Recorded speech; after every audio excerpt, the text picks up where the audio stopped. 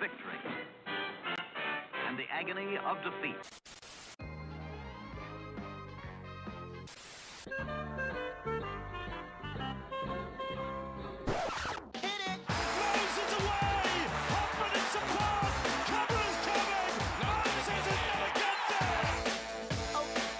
Madison, great ball around the corner, Penasini, he beats them all! Junior Polar out wide, bumped away from Trindle, Sharks coming through, none of them can hold them! Good evening, ladies and gentlemen. Welcome to a live edition of the Tip Sheet podcast. It's a bit of a super show this week because it's a short turnaround, fresh out of the bye, but rapidly into some Thursday night football. So we're combining our preview podcast and our news podcast into the one big show on Tuesday night. Much appreciated everyone that's turning up here and everyone that's going to be listening on delay because of the circumstances. But I'm your host, John, also known as 4020. Joining me to talk all things out of Paradise and the Parramatta Eels and the wider NRL is my good mate, Sixties, the big fella. Yeah, it's I'd like to say it's been a chill weekend for all of us, Craig, but obviously there's been a lot going on for you, and I've had my fair share of technical difficulties, honestly. I've been trying to salvage a monitor that's on the fritz. It eventually died. Had to go get a replacement monitor. The internet's been dropping in and out for a couple of days, so knock on wood for the stream that there's no Telstra micro DCs, but it's been a funny week.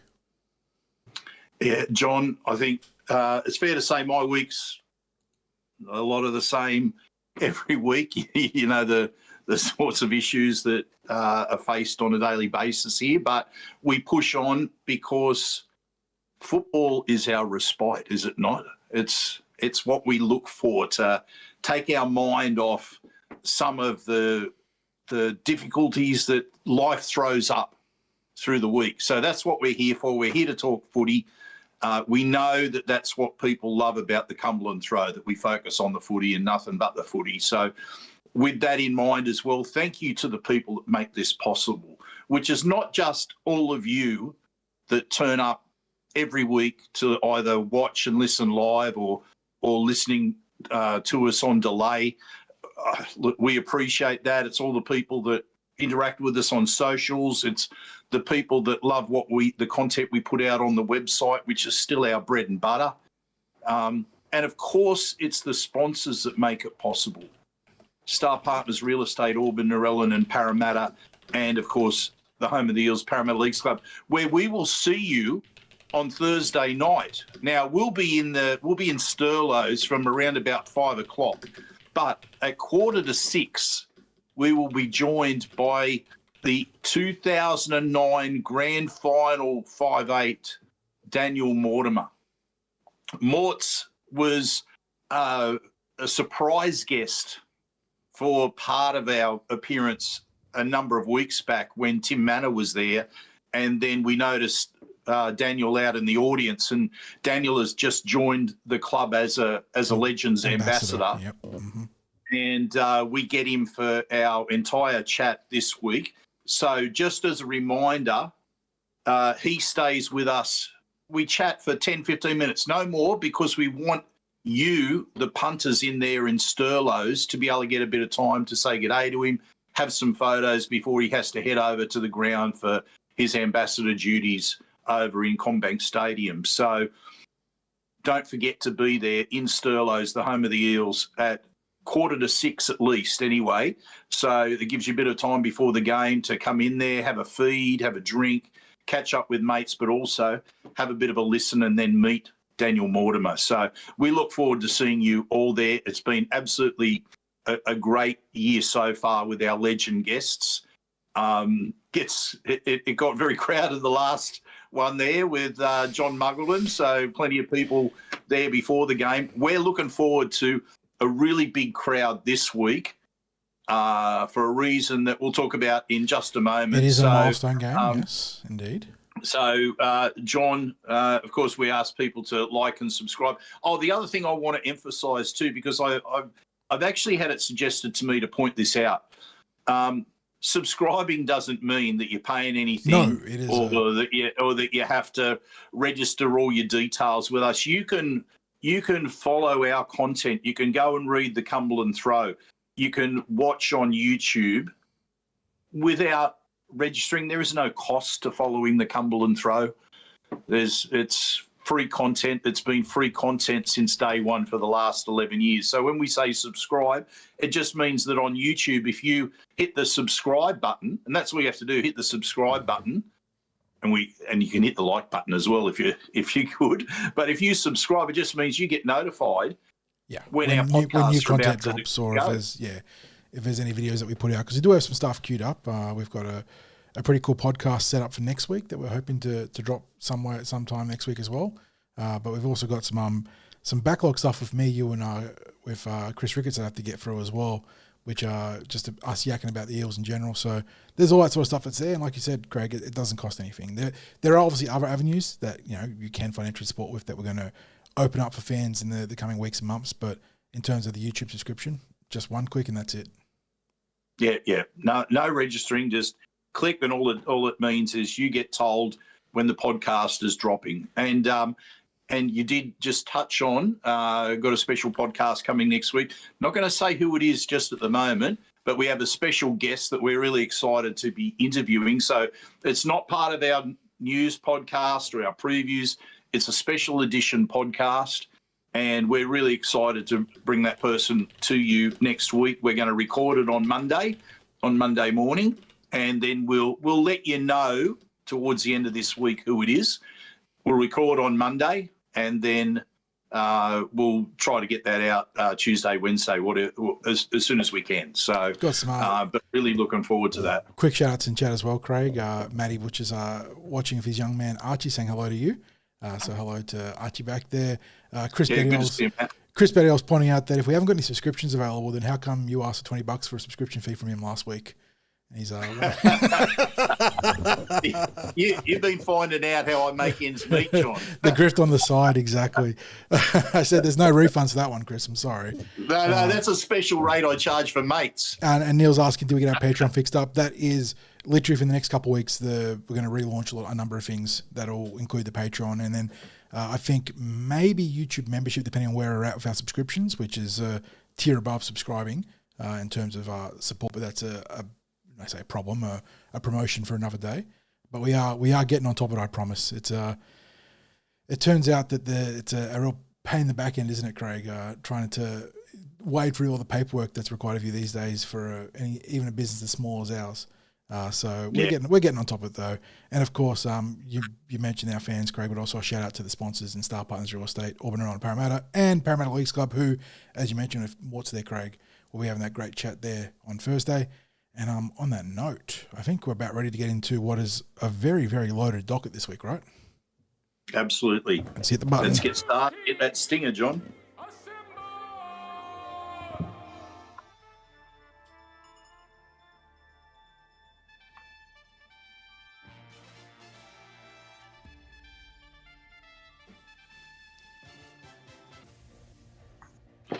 Now, John, we're not going to go through the team lists in this part of it because we're going to do the preview where we will go through the team list. But could you please start off with the Eels?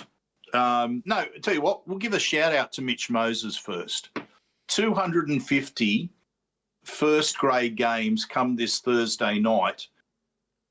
John, it's a elite group of players that start to hit these milestones of 200, 250, 300 first grade games. Players who play one first grade game have achieved far more than a lot of other players that have entered into the graded ranks or come through pathways, those sorts of things. So as soon as you make an NRL appearance, man, you've done really well for yourself. Once you start to get up to these milestone games, that's really something to be proud of. And I put out a little video that I put on the socials earlier today about just some of Mitch Moses' stats, and it's 67 games with the Tigers. Now he's about to hit 183 with the Eels, so not too far down the track, he's going to hit that 200 double ton, next season with the Eels. So it's a combined NRL games that he has between the two clubs, but obviously he's spent far greater time with the Eels than he did with the Tigers. He's really a case of an Eels junior and lifelong supporter who's come back to the club. We'll say come back to the club because he played Harold Matts with the club before he went into the Tigers pathways. So he's come back to the Eels. This is his 10th season with Parramatta, where his first season was the back end of 2017. So we're now hit the back end of 2016. So it's his 10th season. He's a captain of the club. He's now the third all-time highest point scorer with the Eels. He only has Mick Cronin and Luke Burt above him as total point scorers for the Eels. I think Mitch is, for the Eels, he's on about 1,180 or 1,190 total match points, something like that for Parramatta.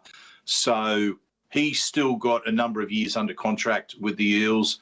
So much more to come from Mitch in terms of total games played. It'd be great if he can crack that 300 while he's at Parramatta. If he can get up to 250 at Parramatta alone, would be fantastic. I'm sure when he was younger, he was aiming for 400 career games. Well, obviously Cam Smith has set the record there with his longevity. But it wasn't until like the last couple of years where Moses got derailed by injuries, but he was sort of projecting towards the 400 club.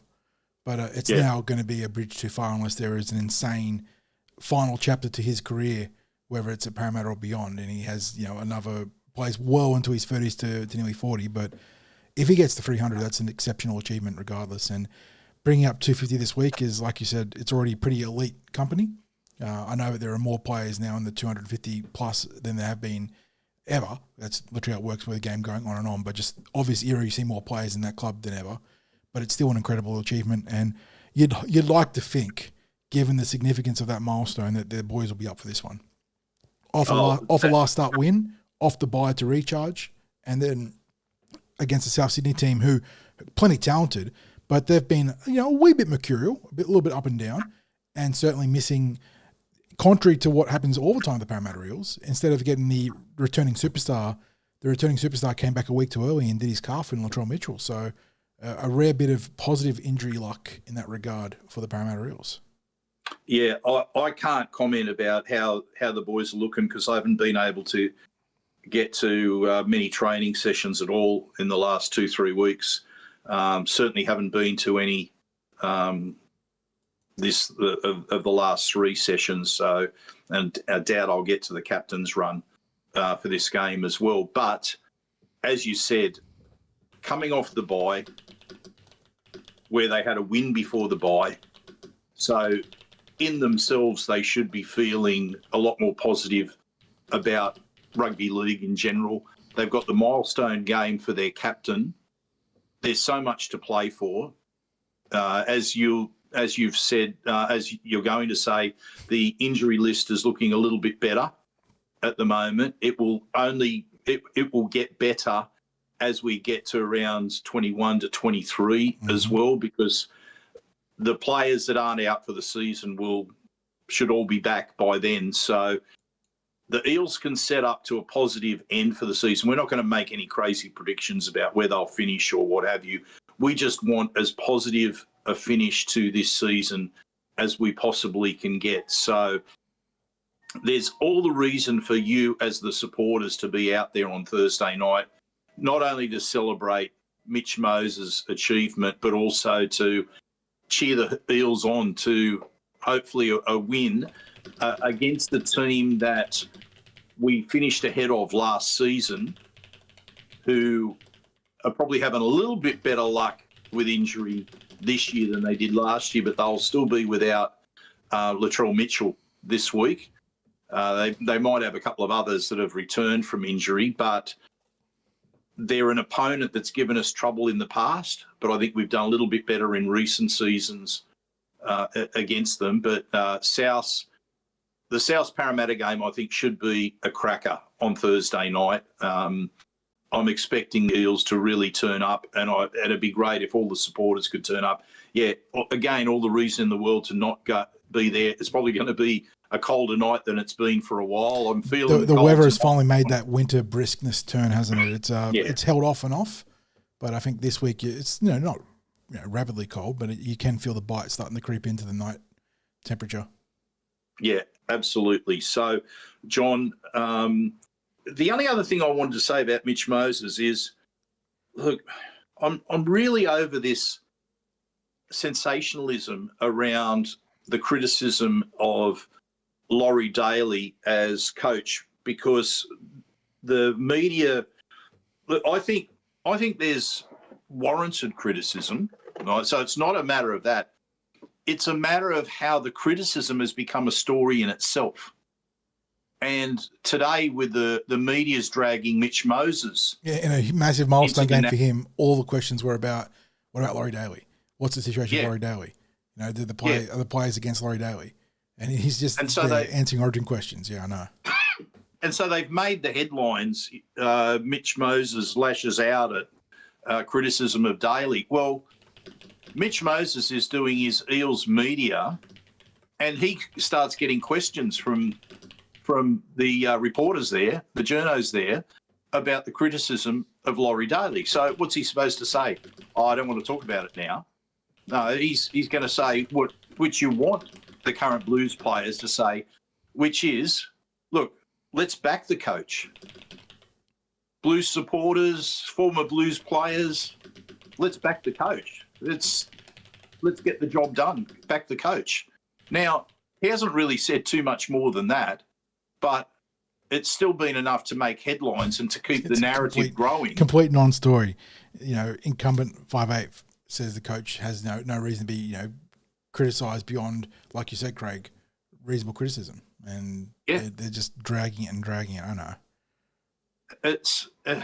It's really frustrating, and even watching 360 earlier tonight before we came on live, and the commentary was still going on around it, and the Braith and Luke Keary, they were saying, look, as former Blues players, we're entitled to have our opinion, and we're paid to have our opinion here, etc., etc.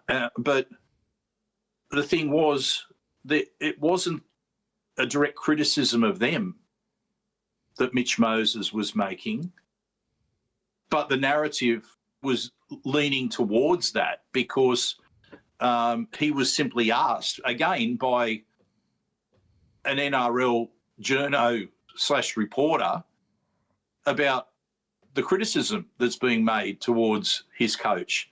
So, of course, he's going to defend his Origin coach. If he didn't do that, any other response is an actual story. Yeah, exactly. Any other response is a massive story, whether he declined the comment or gave a comment contrary to the one that he gave. Exactly. So, but John, is this just, in a way, the media doing their job in building up the talking points around Origin 3? Because no matter, it's almost like any publicity is good publicity. I think there's an element to that too. Like you said, any publicity is good publicity, and we know that Origin is a crown jewel in the codes. Crown. So they're going to always try and drum up the drama, the hype, the controversy.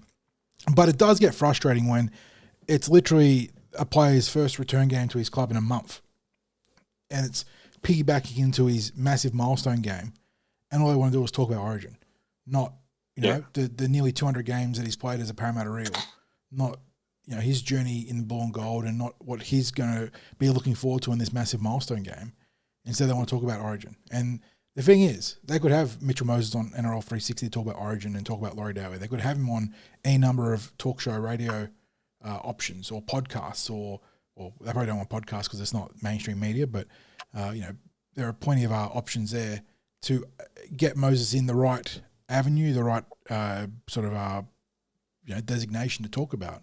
Not a club presser for his 2 days away from his 250th game. So it is boring talking about it, isn't it, Craig? Because there is absolutely meritorious discussion to be had about Laurie Daly and the failures that he's had as a coach for the Blues. And I think on 360 they're pointing out that he's 1 from 7 series now, like provisionally right now. And it's like we said, there's plenty of legit criticism there. And the one series he won was on the back of the 2014 Jared Hayne Dally M form, where he took over Origin across 3 games at fullback. So, yeah, look, plenty of legit criticisms about Laurie Dowie, but don't derail a Mitchell Moses milestone conference to talk about Origin. Like, come on, guys. We can be better than that.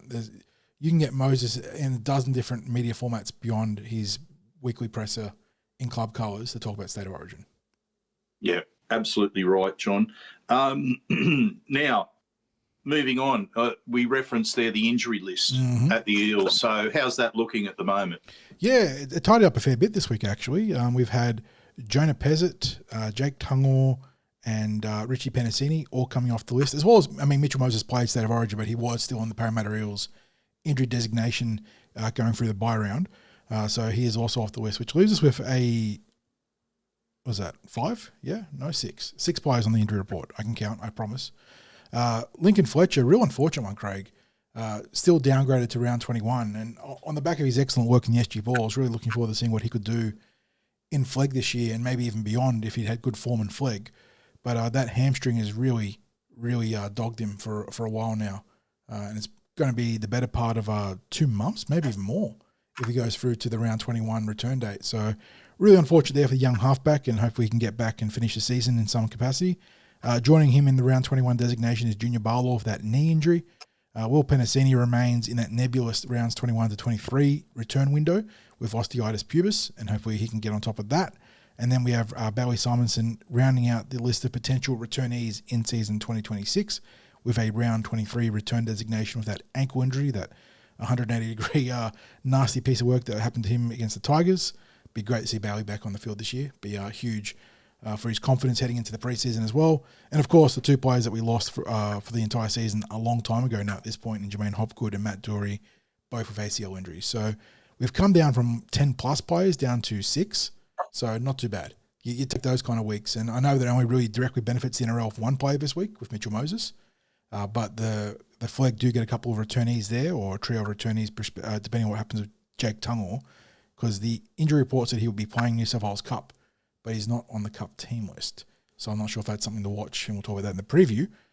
But getting 4 more players off the sheet is really nice this week. Yeah. John, let's now touch on the trial match between the Eels and the Bulldogs in the NRLW, because for anyone who didn't see it or didn't see any highlights, and hopefully you did follow the live blog on the Cumberland Throw from last Friday night, but it was a dominant performance from the Parramatta Eels against a Canterbury team which asked a number of questions early on. I thought their work through the forwards and their second phase play was impressive, but when it came down to it, the Eels, as I said, they dominated every aspect of the game, and it was there was strong work through the forwards. The platform that was laid there was superb. The physicality in defence, they really won every set. Those first 3 tackles in every set, John, they set the tone. Yeah. Defensively, and then you had some fine individual performances throughout. None probably more impressive than Martha Matayeli crossing for 4 tries, and maybe there was one where she didn't have to do too much, but in the others, in the blog I just wrote down she beat the world in that run because it just seemed like nobody could stop her in those charges towards the line, but she was certainly supported by a host of other players. It was good to see the return of Cassie Toihiku, and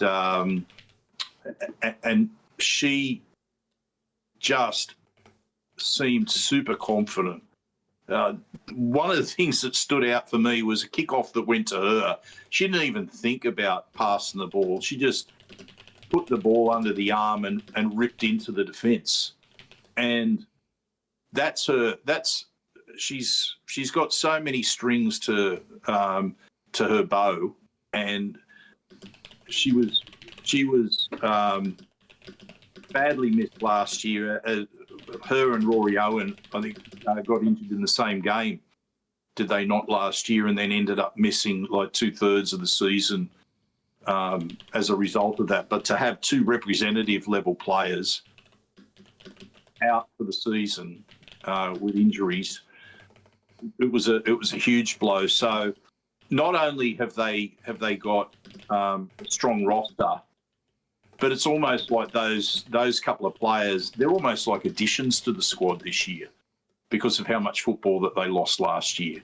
So they feel, it almost feels like new signings for the team. But on top of everything else, John, the younger players that come up, they look like they belong in the NRLW. And without getting carried away as a trial, I thought as a performance, it was arguably the strongest performance I've ever seen from the Eels in an NRLW game, like ever. It'd be up there. There was one game 2 years ago, I think, that I can't remember the exact game, but it was such a complete performance. And as always, when you have a result like that, for mine, the most pleasing aspect is the defense, right? When you can set a tone as strong as they did, like you said, in the first three tackles of most sets, Craig, and then restrict the Bulldogs to the score that they did. What was it, just 6 points? Was it 36-6 at the end of the day? Yeah, 36-6, yeah. Yeah, and that is, you know, it's part of the reason why we've lamented the NRL form for the Parramatta Eels, is that so much of your identity and your attitude is built in your defense. And if they can go out there and they can be that committed in defense in most weeks, if not all weeks, ideally, then they're going to have a real shake this year. And we had a question from the BGA podcast, one of our regulars there, saying, you know, are we being a bit underrated in the NRLW? And I'd say we probably are a bit right now. And some of that's self-inflicted from last year, Craig. We underperformed a little bit last year. Obviously, some injuries to key players didn't help there. But I think you'd find the girls would say they probably let themselves down in a few games in season 2025. If they can get everything, you know, their ducks in order and get everything in line, they are a real premiership chance. Not saying they're a favourite, because the powerhouses like the Broncos and the Roosters are always there to be beaten, and they're always such a high watermark for the competition. But there is a great balance in this squad, and you really can see what they can do. What was impressive, John, is that the roster has 4 current Origin players in the team, as well as players who will represent other nations in International Women's Rugby League. So there is the strength there. Plus, as I said, there's the younger players that are coming through are going to really put pressure on the players that are the starters for Steve Georgalis. I would have liked there to have been a bigger crowd there for that first trial. It was a decent number that was there for an NRLW trial, but I have seen bigger crowds for NRLW trials. We did get a bit of rain near the start, but what people miss out on when they don't get to an NRLW trial is with the women's game for trial matches and local grounds like Granville Park, is you get up close to the game. You can hear what's going on out on the field. And also, after the game, the women's players are always one for mixing with the fans, going, and it's not just along the fence line, but then they come up into the stand and chat and mix with supporters there. I was even seconded by a player's family to take some photos. They said, "Craig, can you grab some photos for us?" And I thought, you don't realise you've selected the worst photographer. Did you manage to not put your finger over the lens at least? I didn't put my thumb over the lens. At least I'm sure I didn't. But if it came out that way, my apologies in that regard. But yeah, they couldn't have picked a worse photographer to do those duties. But anyway, look, it was I thoroughly enjoyed the game, and being able to chat with a few players after the game. And look, it's a really, really happy camp.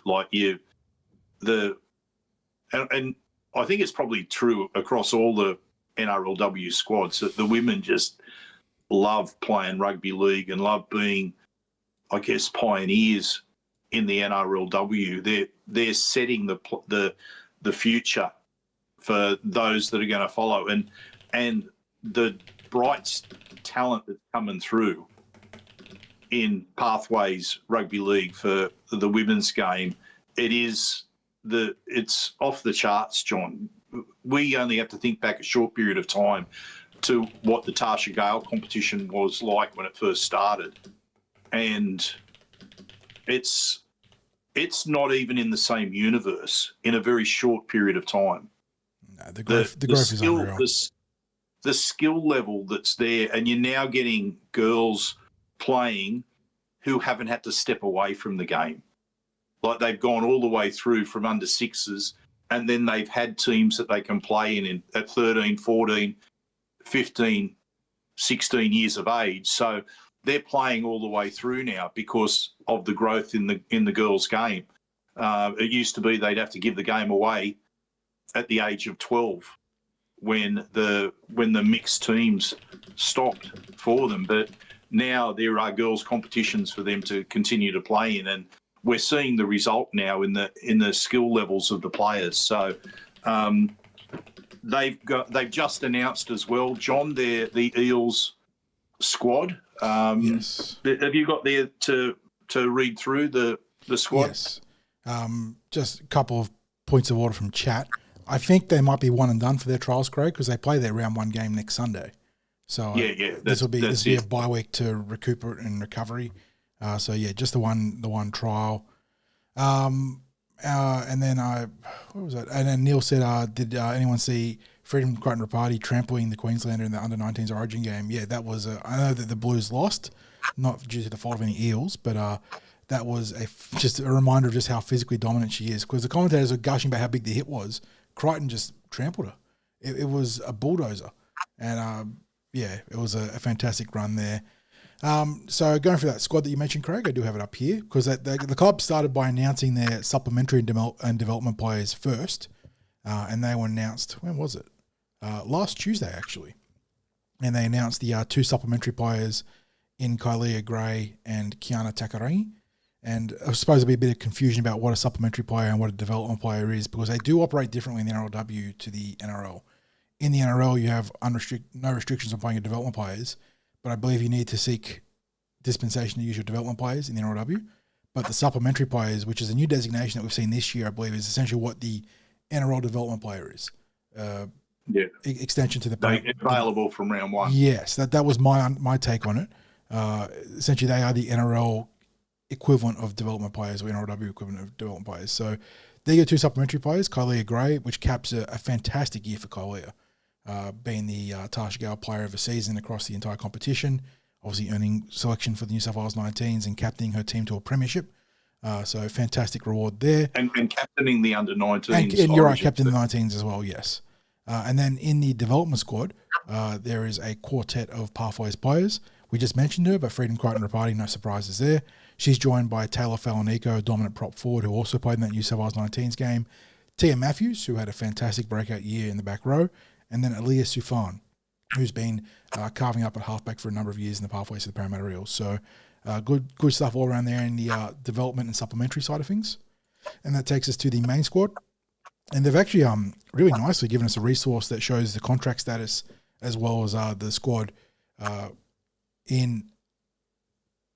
I don't know what the order is. It is not alphabetical, I can tell you that. So I'm just going to go top to bottom, left to right in terms of rows and columns there. Elsie Abbott, Riverly Arlaw, Tess McWilliams, Lane Morgan, our new recruit from the Wallaroos, Jasmine Morrissey, Mahalia Murphy, Rory Owen, Rachel Pearson, Tanika Todd-Hunter, Cassie Toei Hiku, Fontaine Tafunga, Lindsay Tui, Boss Kapua, Rosemary Beckett, Kennedy Charrington, Ruben Charrington, Abby Church, Kate Fallon, Zali Faye, Fleur Ginn, Jade Hertigan, who did get an injury on the weekend, and Chris is going to give us an update on the weekend once he gets some feedback from the ground there. And then Chloe Jackson and obviously the new recruit, the star recruit, and Keely Joseph. So that is your, what is that? Is it 24 player squad now? Do they announce what it is here? I have to count. That's 23 players, it looks like. The Eels are one short of 24, so I don't know if they're keeping a spot open or they're going to promote someone, or I'm missing something here. But yeah, the 23 goal squad right now.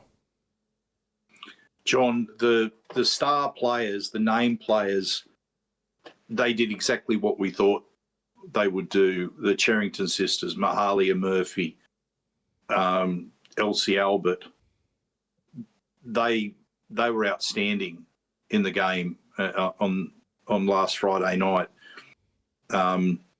It'd be unfair to skip players in what we have to say about them, but I did also want to talk about Boss Kapua, because John, refresh my memory. When we first recruited her from the Dogs out of Tarsha Gale, what position did she play? She was an edge back rower, I believe. She's a middle now, right? Yeah, she's gotten like bigger and more powerful year on year for us, and has had some terrible luck of injuries. But she last she played, she still turned out on the edge for us. But she was definitely profiling towards the transition to the middle, because she was one of the bigger, more powerful forwards on the roster. Yeah, just her charges in Friday night were just... Yeah, well, she was a sneaky loss last year too, Craig, because we've only gotten a few games out of her in the last couple of seasons because she's been injured early on in the 2 years that she's been with us. So if we can get a full season out of her, we don't even know how good she can be. That is honestly where we're at. We don't know how good she can be, because she's shown these really great flashes and then has gotten hurt. So if she can stay healthy, and that's always a big if with professional athletes, isn't it? Because we always talk about the attribute about availability being so important. But yeah, that could be a real X factor for the Eels through the middle. And Keely Joseph, John, that's a really significant signing. She is just a standard setter, isn't she? Like the ultra professional, leads the way in defense, always put a hand up for a carry in offense, sort of lifts the goals up with her. She brings that representative experience, the know-how of what it takes to win a premiership in the NRLW, having done it a couple of times now. She is just a pro's pro. Yeah. Really looking forward to the season for the NRLW this year. I think they're going to...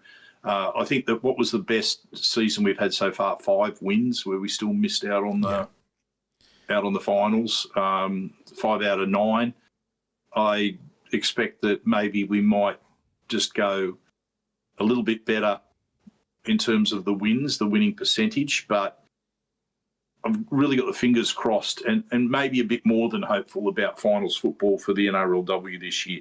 Okay, John, let's finish things off with the confirmation of the rumour that was out there about Nathan Cayless. I posted the run sheet to you, and that was when it was still a rumour. We'd had AJ at the league scene posted, I think, yesterday, talking about Kalo potentially being sorted out or sounded out by Hull KL to take over the spot there. I put up the blog and the podcast, and literally, I kid you not, 10 seconds later, I got the notification from the club about the official release of the email saying that he's going to be making this move, which we'll talk about very shortly. So I had to go back in and edit and go from speculation to confirmation. And it's like, are you kidding me? Like, we usually complain about the news breaking after us, but breaking just after you post the blog is pretty funny as well. But yes, take it away, Kalo and Hull KR, mate. Yeah, and good news hound work there as well by AJ in getting that out there. But this is probably the step that Nathan Cayless both needed and wanted to be able to make, where he's got the senior head coach position, and he now gets to carve his own future away from the Eels, and he has stepped away from the Eels before with his lower grade coaching, but this is at the top level now in the English huge Super League. Yeah. It is a huge opportunity because there have been a number of coaches over the years who've either established their career or resurrected their career by going to the English Super League and establishing just how gifted they are as coaches. So when you're over in the English Super League, they call the coaches managers as well, and that's because they take on a lot more of that. And it's a nod to football as well, like the round ball football, where they're football managers there as well. And like you said, the responsibilities of being a manager come with a lot more administrative obligations.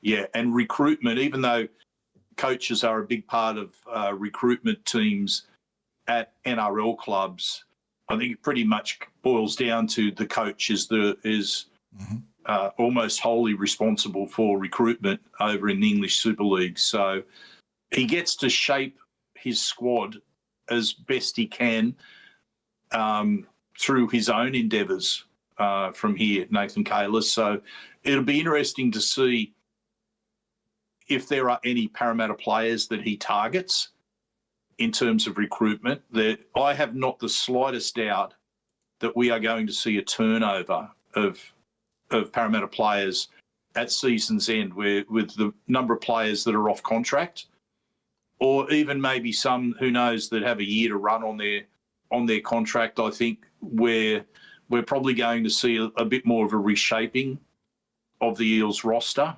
and it will be interesting to see whether Nathan Cayless chooses to take some of his charges, especially those who have been in the team that he's coached at New South Wales Cup level, over to England with him. It wouldn't surprise me if there's one or two that go there. But as I said, it wouldn't surprise me if there's quite a number of players that move on from the Eels at season's end. So, and obviously There you go. No, I was just going to say, when these sorts of things happen, people are sometimes disappointed to see players move on, because all of us have players that are like favourites and things like that. But I think we all understand that the Eels are going to have to do a certain amount of reshaping of their roster moving forward. So we don't know who those players will be at this stage. It's just an expectation that I have that will unfold that way. Yeah, and obviously the big follow-up question on the Parramatta side of the ledger there is, who do they target? What is their plan at our cup level? And what sort of talent, whether you talk about coach or developer, do they want at the helm of the New South Wales Cup? How do they want to shape their cup? Do they want to get better results in general? Do they want it to be more development-driven? And how does that shape what their recruitment approach is at the coaching replacement level there? So very interesting to see. This is like kind of high key, a huge recruitment spot now for the Parramatta Eels. Getting the right guy at cup level, because we've seen the Eels have produced a few waves of really good SG ball talent, and we always know it's a tricky job to convert from junior reps to the NRL. It's just not a guarantee. You can't say awesome SG ball team, guaranteed NRL success. But maybe there could be a feeling that the conversion rate of our SG ball through to NRL hasn't been good enough. I don't know. Like, this is pure speculation. This is a outsider's take here. And does that drive the conversation? Do they want to go with a proven guy? There's always guys like Jason Taylor. I think he's at the Bulldogs right now. He's doing a solid job for them. They want to take a risk on a younger mind. I don't know.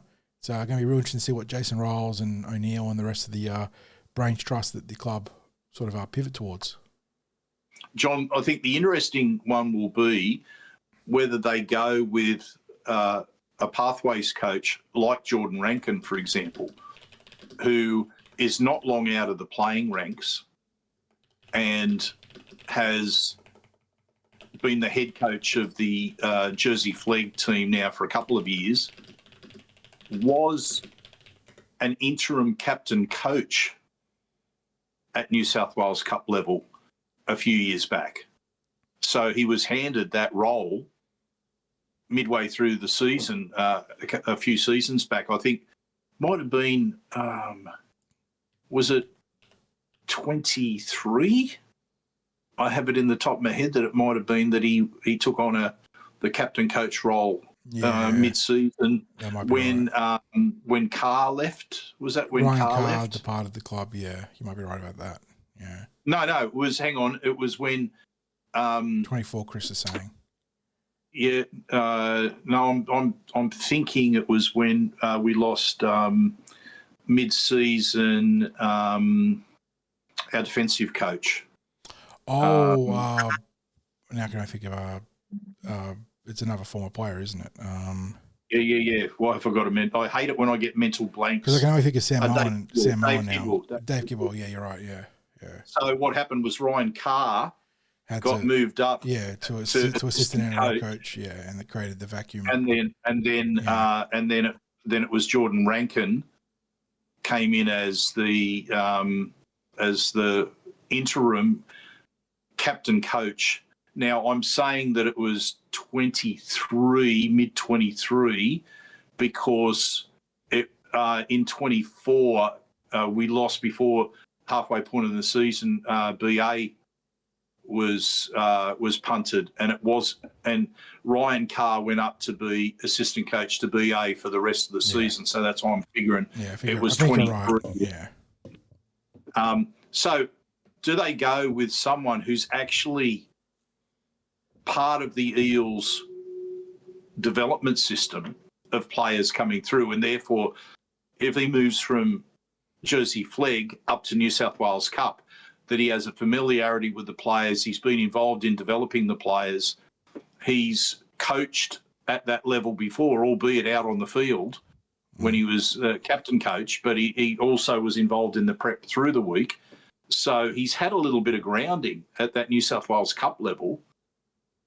Or, as you say, do they look at an established coach to bring them in to the fold? Now, the thing is, Nathan Cayless was employed full-time because he had other roles that he fulfilled at the club, and he was there as part of the NRL training every week. Now, I'm not sure that every New South Wales Cup coach in the competition is employed by their clubs in a full-time capacity, but Jordan Rankin is currently employed in a full-time capacity at the Eels. So it's possible that he could be kept on and retain some of the work that he already does anyway. So, I guess it's a watch this space, John. It's an interesting development that's happened with the club. So, any questions from our We do have a couple I want to make sure I don't forget. The first was a general sort of top 30 status question. Are we at the full top 30 now ahead of the deadline? And no. And I suppose the follow-up question is, if not, which you're saying no, which is it one spot available now with the Harrison Edwards sign? Yeah, I would suggest it's going to be an upgrade. I've felt for the last month that we're heading towards an upgrade because there isn't a signing on the horizon. We had one place to fill in the top 30, so I'm thinking one of the current squad is going to be upgraded to an NRL top 30 position. Okay, so that'd be one of the existing players at the club. Yeah. Do you have not leaning on you for mail, do you have an inclination as to who it might be just based on your observations? I'm trying to think at the moment who are our development contracted players. Ryder, Lorenzo,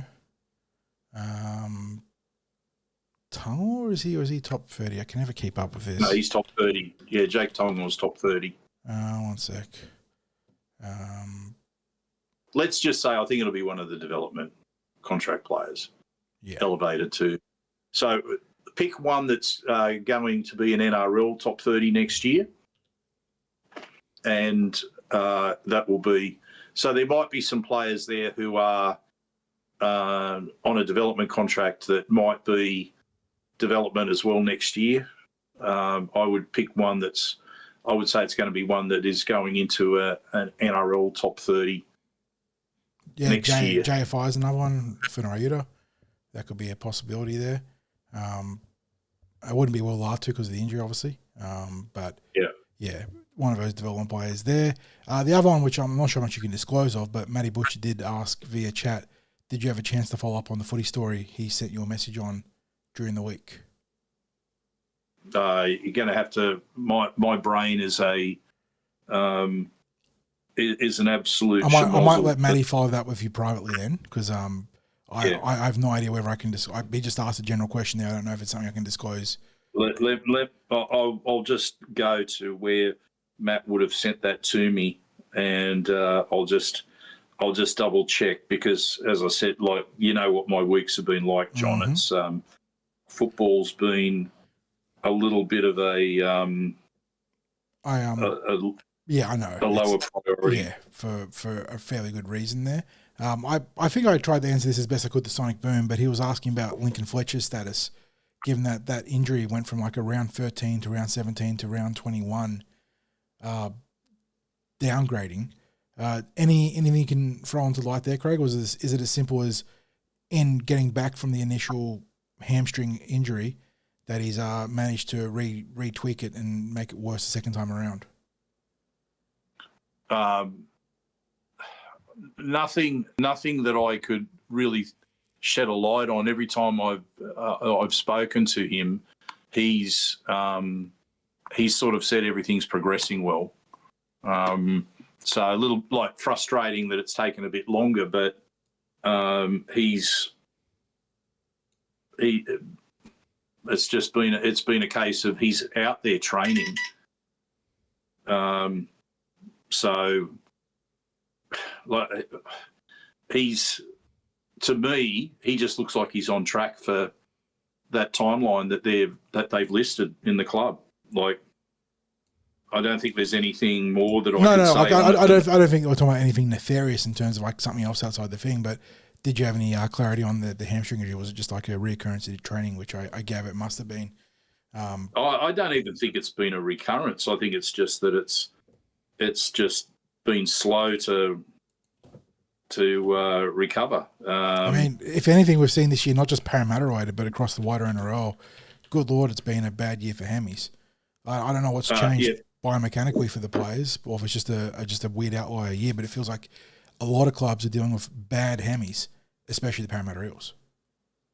Yeah, and also just to answer Matt Butcher, I haven't been at training, so I haven't been able to find out. Okay. So I've just refreshed myself with the with what he asked, and no, I haven't been there to find out any information. So yeah. We're talking about Lincoln Fletcher, Josh. Josh just got into the stream, so saying hello to our good mate there. Yeah, we had a question about Lincoln's status of that hamstring injury. We're just trying to get some clarity, if we had any clarity to share. And as Craig just said, we just think it was a rather nasty hamstring injury in the first case rather than anything else. I haven't seen a recurrence. I've just seen him continue to do his work out there on the field. And when you think about it, there is no need to rush him back. If his hamstring's not right, no, the worst thing you can do with a calf or a development. Yeah. And it does suck that he had a nice SG ball campaign and was primed to jump into Flegg and maybe even go higher than that, depending on his form at Flegg, and to not see that be built on. But he is a very young player. He's got a prime opportunity to finish his season in a good fashion, a strong fashion, and then head into the 26-27 preseason ready to make some waves ahead of like. And just as a reminder too, John, for a reminder to people, he was the best performer in the Broncos run in the preseason. So he actually beat Riley Smith in the Broncos run this year.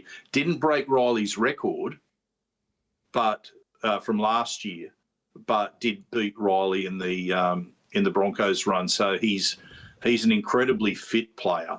Yes, and on top of the natural talent he possesses. So he's meeting the standards that need to be met very early into his career. And the injury sucks, but we've got big expectations for Lincoln heading into season 2027, and even this year still. Round 21 still gives him enough time to get 5 or 6 games under his belt if he makes that return, which would be really, really good. On that note, Craig, I think we'll move on because in all reality, unfortunately, there is no recruitment news, at least official news or media news to share. I think there was a report that the Bulldogs are throwing their hat into the ring for Jesse McQueen, which I'm a little bit miffed at because of their logjam in the backline already, but they do have Marcelo Montoya retiring at the end of the season, so maybe they've got a vision for him to play wing. I don't know. But we do have the Bulldogs on the docket talking about their weird reshuffle and what sort of kerfuffle it's going to cause for them. But no intermission music this week, not because I forgot, because I actually did have a song queued up going in the weekend, but we decided that with the preview podcast being tacked onto the back of this one, we don't want to waste time yapping about music, because even though the intermission music is short, we do yap for a few minutes about it. So we head straight into the NRL portion of the news podcast before we go into the previews. And I suppose no place to start than an Origin debrief. Where did it go wrong for the New South Wales Blues down in Melbourne in Game 2, mate? Because it went wrong. And some people might have tipped it was going to go wrong for the Blues. Like this guy right here went for a Queensland win. But the 44-24 win, maybe even very kind on the Blues with a late Nwanganita-Waze and Barnett try or pair of tries helping bridge that gap a little bit. But we talked about at the top of the podcast, it derailed the Mitchell Moses presser. I don't want to derail our podcast too much, but quick hitters on this one, mate. Where did it go wrong for the Blues? Where did it go right for Queensland? What did the two teams do ahead of the decider up at Suncorp? First of all, it went wrong in the first game because the Blues were being smashed in the first game. And the cracks got papered over because of the send-off. Yeah, then they were able to play against 12 players, and the halfback suddenly found that he could exploit a weakness in the team and managed to do that. We got a good 20 minutes out of New South Wales against a weakened side, and they got there in basically the last minute or two in Game 1. That gets slept on the media, mate. They barely won against the 12-man Queensland for the better part of a third of that game. Yeah, and let's not forget in that regard that there was always a concern that the Blues winning was going to paper over those horrible cracks that were there in the New South Wales team and in their performance. So it wasn't so much a matter of, like, people have pointed towards Mitch Moses, that it's not going to work with him and Nathan Cleary. I would maintain with you as much as Nathan Cleary is arguably one of the best club halfbacks that I've ever seen. You can't reconcile the drop-off, dominant can't you? Force. Mm-hmm. He is a dominant force in club rugby league, but I maintain that that's because he is so good at exploiting weaknesses in opposing teams, and you have a weakness in every single NRL team because not every player is an Origin or representative player. So you have players out there who aren't as strong as other players. When you are playing Origin, Nathan Cleary is lined up against elite players. Yeah, the guys that don't give him the leeway he gets a club football. Elite. And you watch him crab across the field and cramp his auxiliary support players for space, trying to find that seam to attack that just doesn't exist at Origin level. And I was going to ask you, look, I'm not saying Mitchell Moses had a flawless game. He missed a stack of tackles, although that left edge was, in terms of bleeding actual line breaks, was rock solid. They had a great game collectively as a unit compared to the right edge where it was an embarrassment. Let's be very honest about that. Does it sicken or surprise you, though, the difference in treatment between the two halves and how there was pushes that it was Moses at fault for not taking control of the game, and Cleary was great for the try set up for Mark Nwanganita-Waze, but they excused his 12 missed tackles and all the tries he let in and all the, stalling of the defense he did in that game. Does it sicken or surprise you? Because, again, you pay correct deference to Cleary for how brilliant he is at club level, but the media excuses for Nathan Cleary, Mitchell Pearce got a lot of excuses made for him, and there's a lot of parallels between Pearce and Cleary, even as far as their club level form, where Cleary is obviously a way better player than Pearce, but Pearce was an excellent club level player that couldn't handle Origin. It just couldn't. Cleary's in a similar fashion where he's a much better club level player even than Pearce, who was a good club level player. The best club level player perhaps we'll ever see. But he can't handle Origin. And they keep falling over themselves trying to justify why he deserves to be picked. And even to this day on NRL 360 tonight, Craig, and NRL tonight on the Tuesday evening recording, the discussion is, should Strange or Moses be picked at 6, not should Cleary be the one that's up for discussion for his spot in the team. And obviously as Parramatta fans, we're happy to see Moses not be picked, but it's not a fair discussion. No.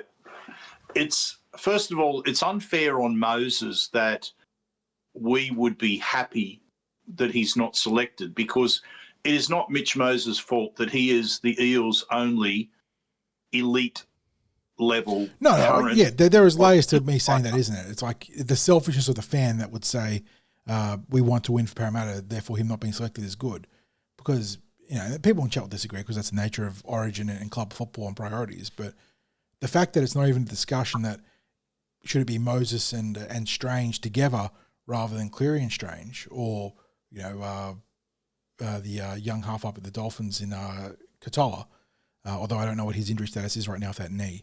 It is ridiculous to me that this is such a set and forget consideration for the media. Yeah. Look,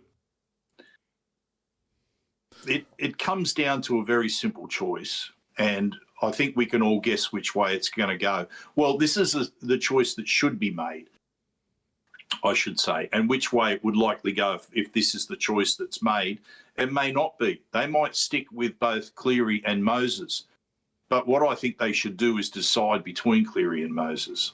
Yes, I agree. Because both of them are looking to play the same role. And I don't think it was a coincidence that New South Wales best football for the first 50-ish minutes, like they obviously got blown out later in the game, 40-ish minutes, was when Moses was the primary playmaker. I mean, that's my bias as a Parramatta fan. And given that Mitch has had success on the Origin stage, I think there is at least a little bit of support towards that.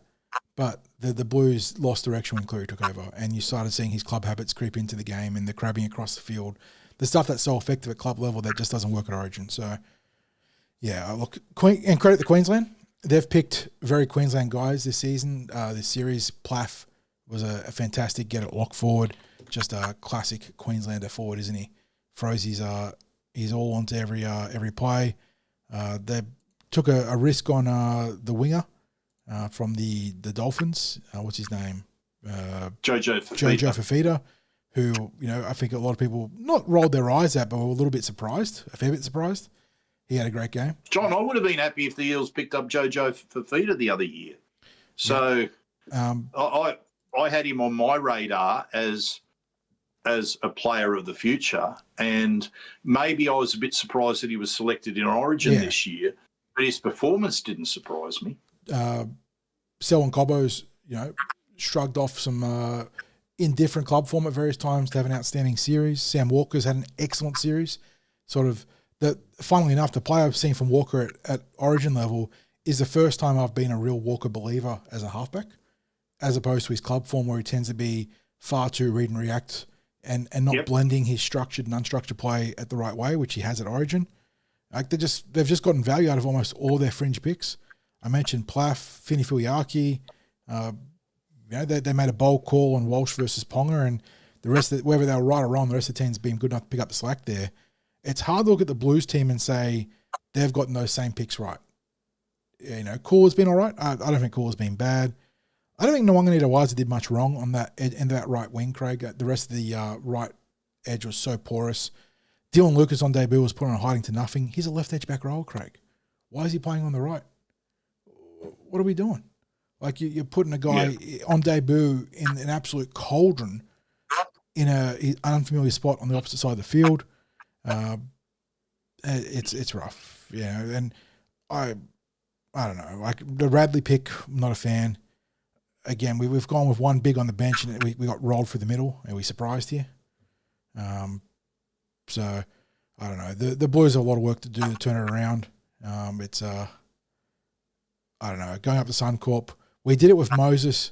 And you know what the crazy part is that the Blues won that famous series with Moses and Luai working at the helm, and Moses being the clear number one guy and Luai being able to play off the back with more uninhibited football because of what Moses was doing as a 7.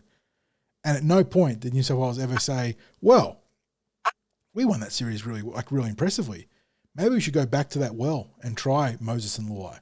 And you know that I've got my misgivings about Jerome Luai. Like, I don't think he's a flawless player. I think he's got his own, restrictions and limitations and whatnot. But the fact that the Blues had a working formula and they just completely ignored it just to go back to the chosen one and Cleary, it blows my mind. Blows my mind. Yeah, I don't understand it, John, because when you look at Queensland, they were prepared to make the big call with Reece Walsh, as well. Like they had him on the extended bench. Didn't select him in game 1. Had him on the extended bench for game 2. Teased that they had a plan, but didn't reveal any plan. Unlike Daly with Ethan Strange playing the back row, which is a whole other thing. Slater's such an interesting story too, because he got out-coached thoroughly by Michael Maguire in that one series, but has coached rings around the Blues otherwise. It makes it hard to get a gauge on how good of a coach he is in totality, but he's clearly got a good grip on the game, and he gets a plenty out of his Queenslanders. So I think they're almost unbackable favourites heading into that Game 3 decider. We'll talk more about that closer to the game, Craig, and how it's going to impact the Parramatta Eels of Mitchell Moses potentially being picked or maybe being overlooked. But there are takeaways out of Origin, which leads us to our I was just trying to read my own notes there. There are 3 things on the dock for the NRL.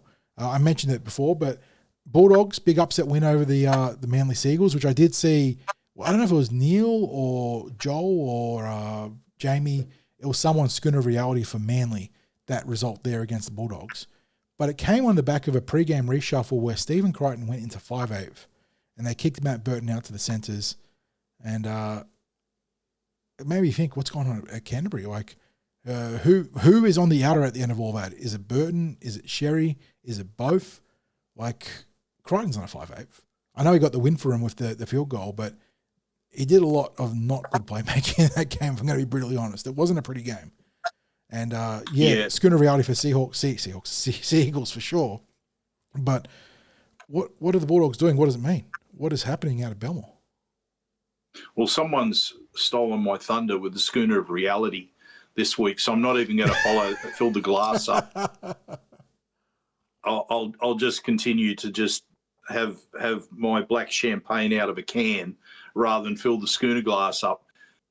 I agree that it was schooner of reality for Manly because it showed that they've been able to take advantage of some unique circumstances in this run of wins where they've come up against teams that have either had weakened lineups or have been going or have displayed a level of abominable form that is inexplicable. Look at the score Manly had against the Dolphins. Now, if Manly are lining up against the Dolphins this week, there is no way that they put a cricket score on the Dolphins and beat them. Like, if anything, the Dolphins would do a number on Manly.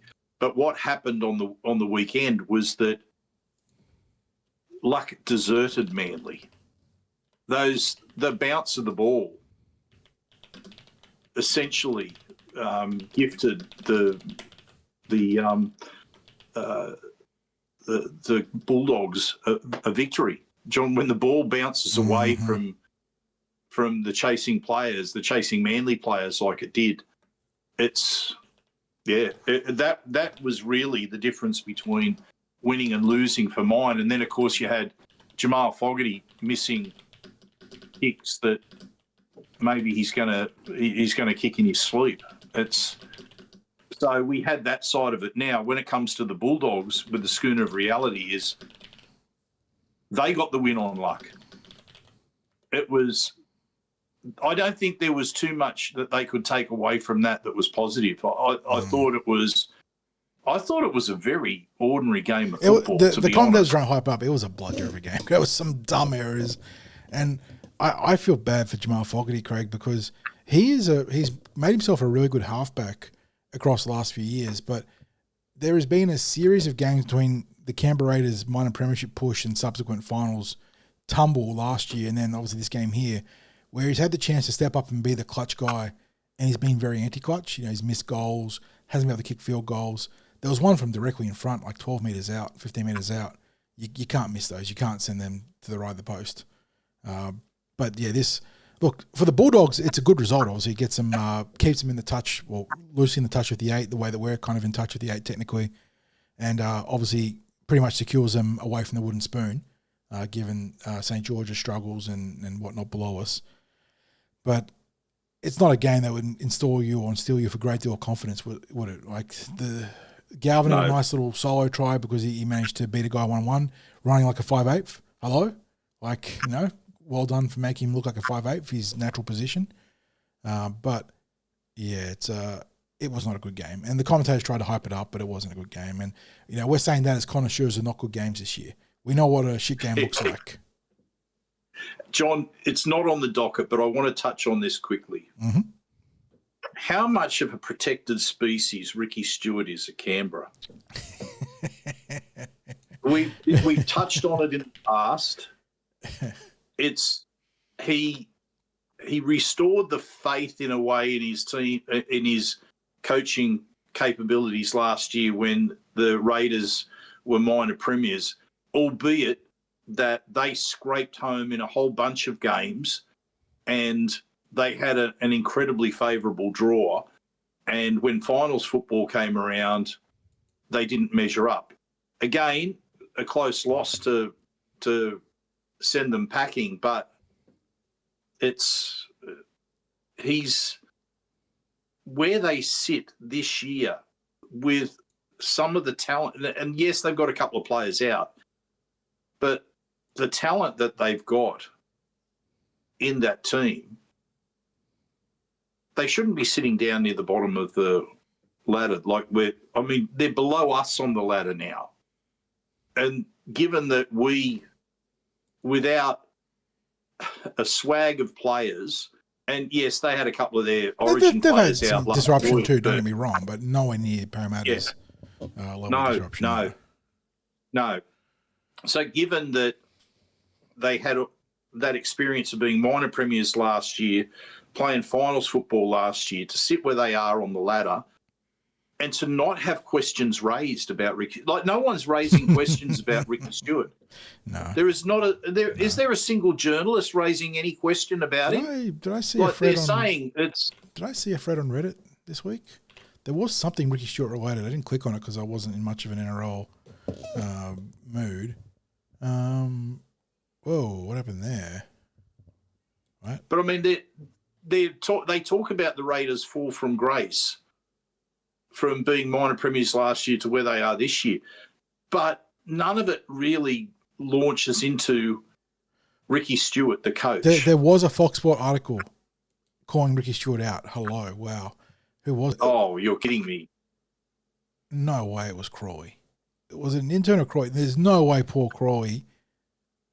He went on Ricky Stewart. No way. The world is upside down. Crawley has gone in on Ricky Stewart. Well, there you go. That just shows how out of the loop I am on reading Fox Sports. Are we dreaming? Is this Inception? Get your little spin top. What's going on? Paul Crawley went in on Ricky Stewart. You go. Like, that is Ricky Stewart's number one defender in the media, Crawley. So I don't know if that was preempted to get ahead of other criticism coming, but yeah, I don't know. It's like you said, he is an incredibly protected species. He essentially has tenure at Canberra, so he'd have to do something incredibly stupid to be forced out of that position. But I'll give us a pat on the back as insofar as a very small pat in the back, because it's not like it was a PhD level of analysis on the Raiders, Craig. But we did point out that the Raiders are essentially a quintessential yo-yo team. Like one year they're up the top, 1 year down the bottom, back up the top, down the bottom, doing your yo-yoing up and down. They overperformed massively last year. Everything fell into alignment. They had the players being fit. They had their middle tier squad players overperforming their slot massively, being plus NRL players. They had breakout young stars like Strange and KO Weeks. And this year, not everything's in place. Not everyone's overperforming. And suddenly things aren't working quite as well. And you've got players like Kale Weeks, who was such a sensation last year, but it's been revealed that he's a bit of a limited player. And his gimmick of being really freaking fast is an incredible gimmick to have in the NRL, but he hasn't added the other strings to his bow as a playmaking fullback to elevate his play beyond just being a really fast opportunist. And there's still time for him to do that. I'm not saying he's hit his ceiling as a player, but that is emblematic of other issues at the squad where a number of players have just regressed back to the mean a bit, and suddenly the Raiders as a team have regressed under the mean, and they've yo-yoed down. So, it was pretty easy to spot this one coming from a mile away. Equally pretty easy to spot that he's not going to get criticised for it. Like any other NRL coach that went from minor premier to potential spoon contender would be, not potential, actual minor premier, potential NRL title contender to almost a spoon contender, they'd be getting hammered week in, week out, and their spot would be the hottest seat in the NRL. Instead, he's got one of his mates in the media penning a little bit of critique against him, and that's the limit of it. So, yeah, it's there is nothing like it. I took a peek after the Eels game at the Raiders Twitter account. I know it's not called Twitter, it's just called X these days, but that's the easiest way to identify it, is their Twitter account. And my goodness, I reckon that was the most abusive fan base that I've ever seen. Now, they were going for Ricky Stewart. They were targeting his son. They were targeting and accusing Ricky of giving a little bit of favouritism towards picking a family member in the team. There was criticism about Ethan Sanders. There was criticism about other individual players that they don't believe are first-grade quality players. But some of the personal abuse was over the top. So whilst Ricky might be a protected species with the media, I tell you what, the fans that were venting on Twitter, they didn't miss him. That's the other side of the coin too, Craig, and that's why we have always pushed with TCT and everyone that's part of the community here to show some circumspection and some perspective on the criticism, because we always want to talk football, want to talk shop about rugby league and the Eels and everything beyond. But you see so many people not just cross the line, Craig, but they catapult themselves so far over the line that they're never getting back. And you don't want to see it go that way, because at the end of the day, and you can question capabilities and theory and approach and all the stuff that someone's doing, but there are 17 clubs. Everyone in those clubs wants to win. And they might not be doing the best job possible, which is why they're open to criticism and critique. But I'm pretty confident that all those blokes and ladies and everyone involved there, whether it's a coach, administrative staff, auxiliary staff, players, trainers, ground attendees and people that do that, everyone's trying to help their club to win. And that's why we always push for, like I said, circumspection and just a little bit of self-reflection in your criticisms, because it is fine to be strong about your criticism, to be brutal and blunt and honest, because there's absolutely, those conversations have to be had, whether it's Parramatta or any other team. But mate, the madness you see on Twitter, or X, Instagram, Facebook, socials in general, and it's not restricted to the rugby league. This is life in general now. People are just way too willing to go way across the line. John, some of the, like, I was able to laugh at it, but when I was critical of the match officials in the Eels Tigers game earlier this year, and I put out a video on my thoughts on the game, which I think was just simply a promo. It was a short promo for our instant reaction.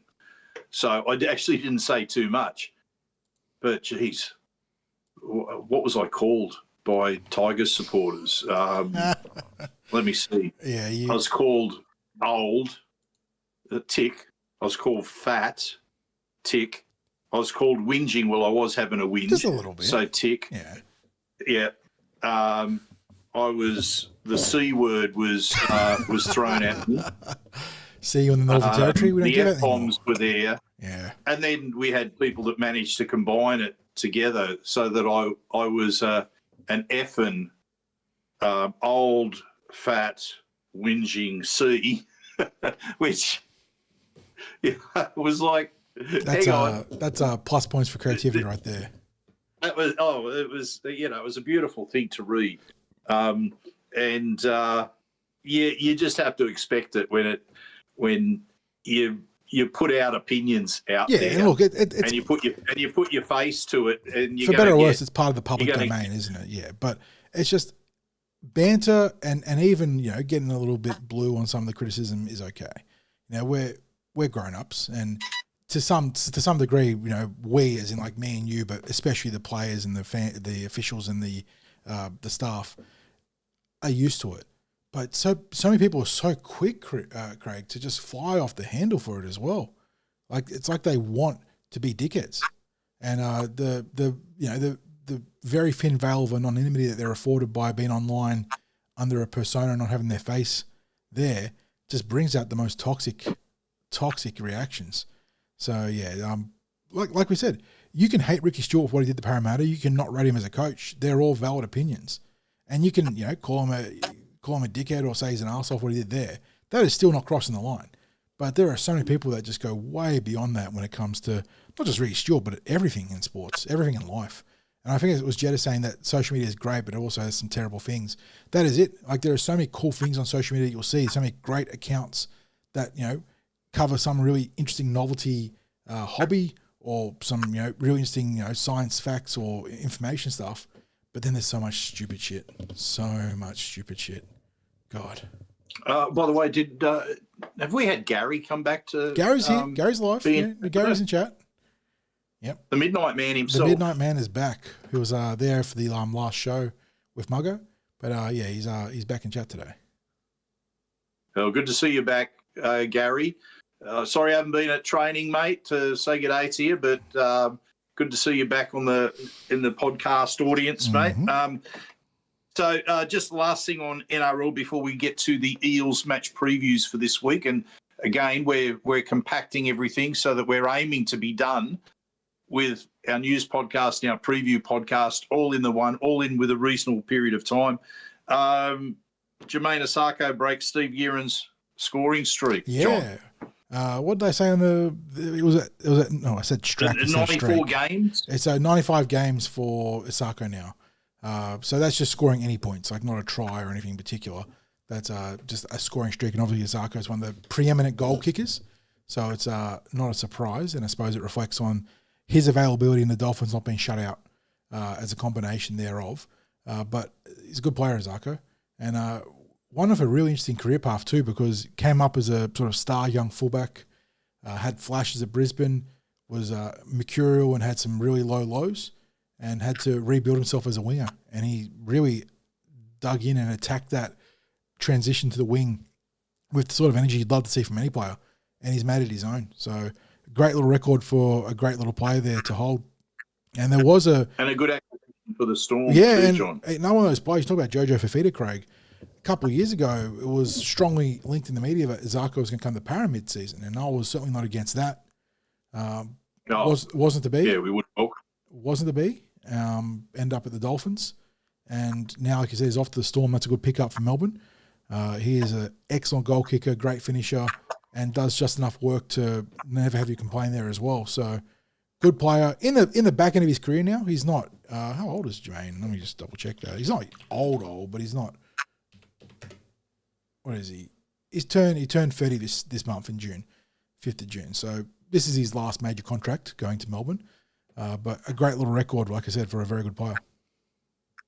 Yeah, and just before we wrap up the NRL and get on to the Eels previews, something I did want to say again, and it was in relation to Eels recruitment. I honestly don't expect that we will get any news on Eels recruitment till much later in the season, because I don't believe there's going to be anything mid-season. I could be proven John, we could get to tomorrow straight after the podcast. The most likely and I outcome, could to be look like honest. Complete, Yeah, most likely outcome. I could look like a complete fool. Yeah. And the Eels announce some big mid-season signing. But in terms of recruits for the future, I think it's more likely to be later in the season into the early part of the pre-season that we start to see a little bit more in the way of recruitment action from the Eels. There are some players who maybe could be picked up if the Eels were interested that are not, let's say, top of the roster players. You call them ceiling raisers. I think there are players who might be floor raisers, which means that they lift the overall standard of the team if they're added to the squad. The ceiling raisers are the ones that lift that upper level of the Eels roster. And we're after the ceiling raisers to take the Eels to another level than what they've been on lately. But I don't expect any ceiling raiser signings until later in the season. So that's just my take on that. John, let's get into the Eels preview. We're going to start off with the Flegg, who take on the Storm this week. It's a collection of opponents. Yeah, it's a smorgasbord of opponents, like a good old cheese and cracker board there for the Eels. They've got a little bit of something across the entire panel. So, yeah, this is a little something, something. A little something, something. And we do have a mostly updated team list. There are still some missing players across the back line, forward pack, and the interchange. But this game is part of a double header alongside the Women's Premiership game, I believe, Craig. The New South Wales Cup on the road to Tamworth on Friday night. So not the usual Flegg Cup double header there, but instead Flegg Women's Premiership.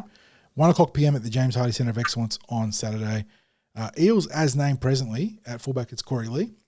You got Jeshua Mar-Nelson and Drizzle Taula on the wings. Harley Walker and Queensland legend TBA in the centres. And then in the halves... No Cam Bamblett. He was 18th man for the Blues, not present this week. I'm not really sure what's happened there. I don't know. Like I'm not sure if there's like selection intrigue at New South Wales Cup level here, or if it's just like he got hurt. I don't know. And then partnering Cade Mujali from halfback in halves is Sterling Faamui, who came to the Eels as a hybrid 5'8" / back rower. And through the SG ball, we didn't see him at 5'8" because of the playing stocks at that grade, obviously. So this will be our first look at him at 5'8", I'm pretty certain, outside of the preseason. So good chance for Sterling to show his ability to cover both back row and in the halves. In the front row, getting his first start as an Eel is Salmaki, mid-season recruit from the Bunnies. He'll work opposite of Bo Lucian. Jack Hudson is your dummy half. Coming back from a long stint in New South Wales Cup is Trace Beattie. He'll be on one edge opposite of Chris Petrus. And then a second Queensland Origin legend who's playing multiple roles today, TBA at lock forward. So we have to wait and see whether Jackson Coiner, I guess, would back up from Origin there, Craig. Not sure what his status is. There's a few Eels that could be in that role there for lock forward. On the interchange, it's Lockie Koinakis, Callum McMenemy, Marcus Ofanoa, a third sighting of TBA, and then you have Mason Ong as the 18th man or concussion substitute. So Eels are far from finalised Flegg roster, but they are taking on the Melbourne Storm. What is Melbourne's position on the ladder right now? See if I can drag that up before we start yammering and yakking. Jersey Flegg. Melbourne are a few positions below the Eels. Eels coming to this round in 6th place, 7 wins, 5 losses, and 4 buys. There are a lot of buys in Jersey Flegg because of the global buys that are shared to split the competition up alongside the Cup. But the Roosters, the Storm, 4 wins, 9 losses, and 3 buys. Minus 68 points for and against. Eels plus 98, one of the better points differentials in the grade. Not the best, but one of the better. So the Eels have a position or an opportunity to really cement their position, is where I was trying to get my word strings along, inside that top 6, top 8. I'm not really sure what it is in Jersey Flegg this year, but this is a game they should have. I think it's top 5, John.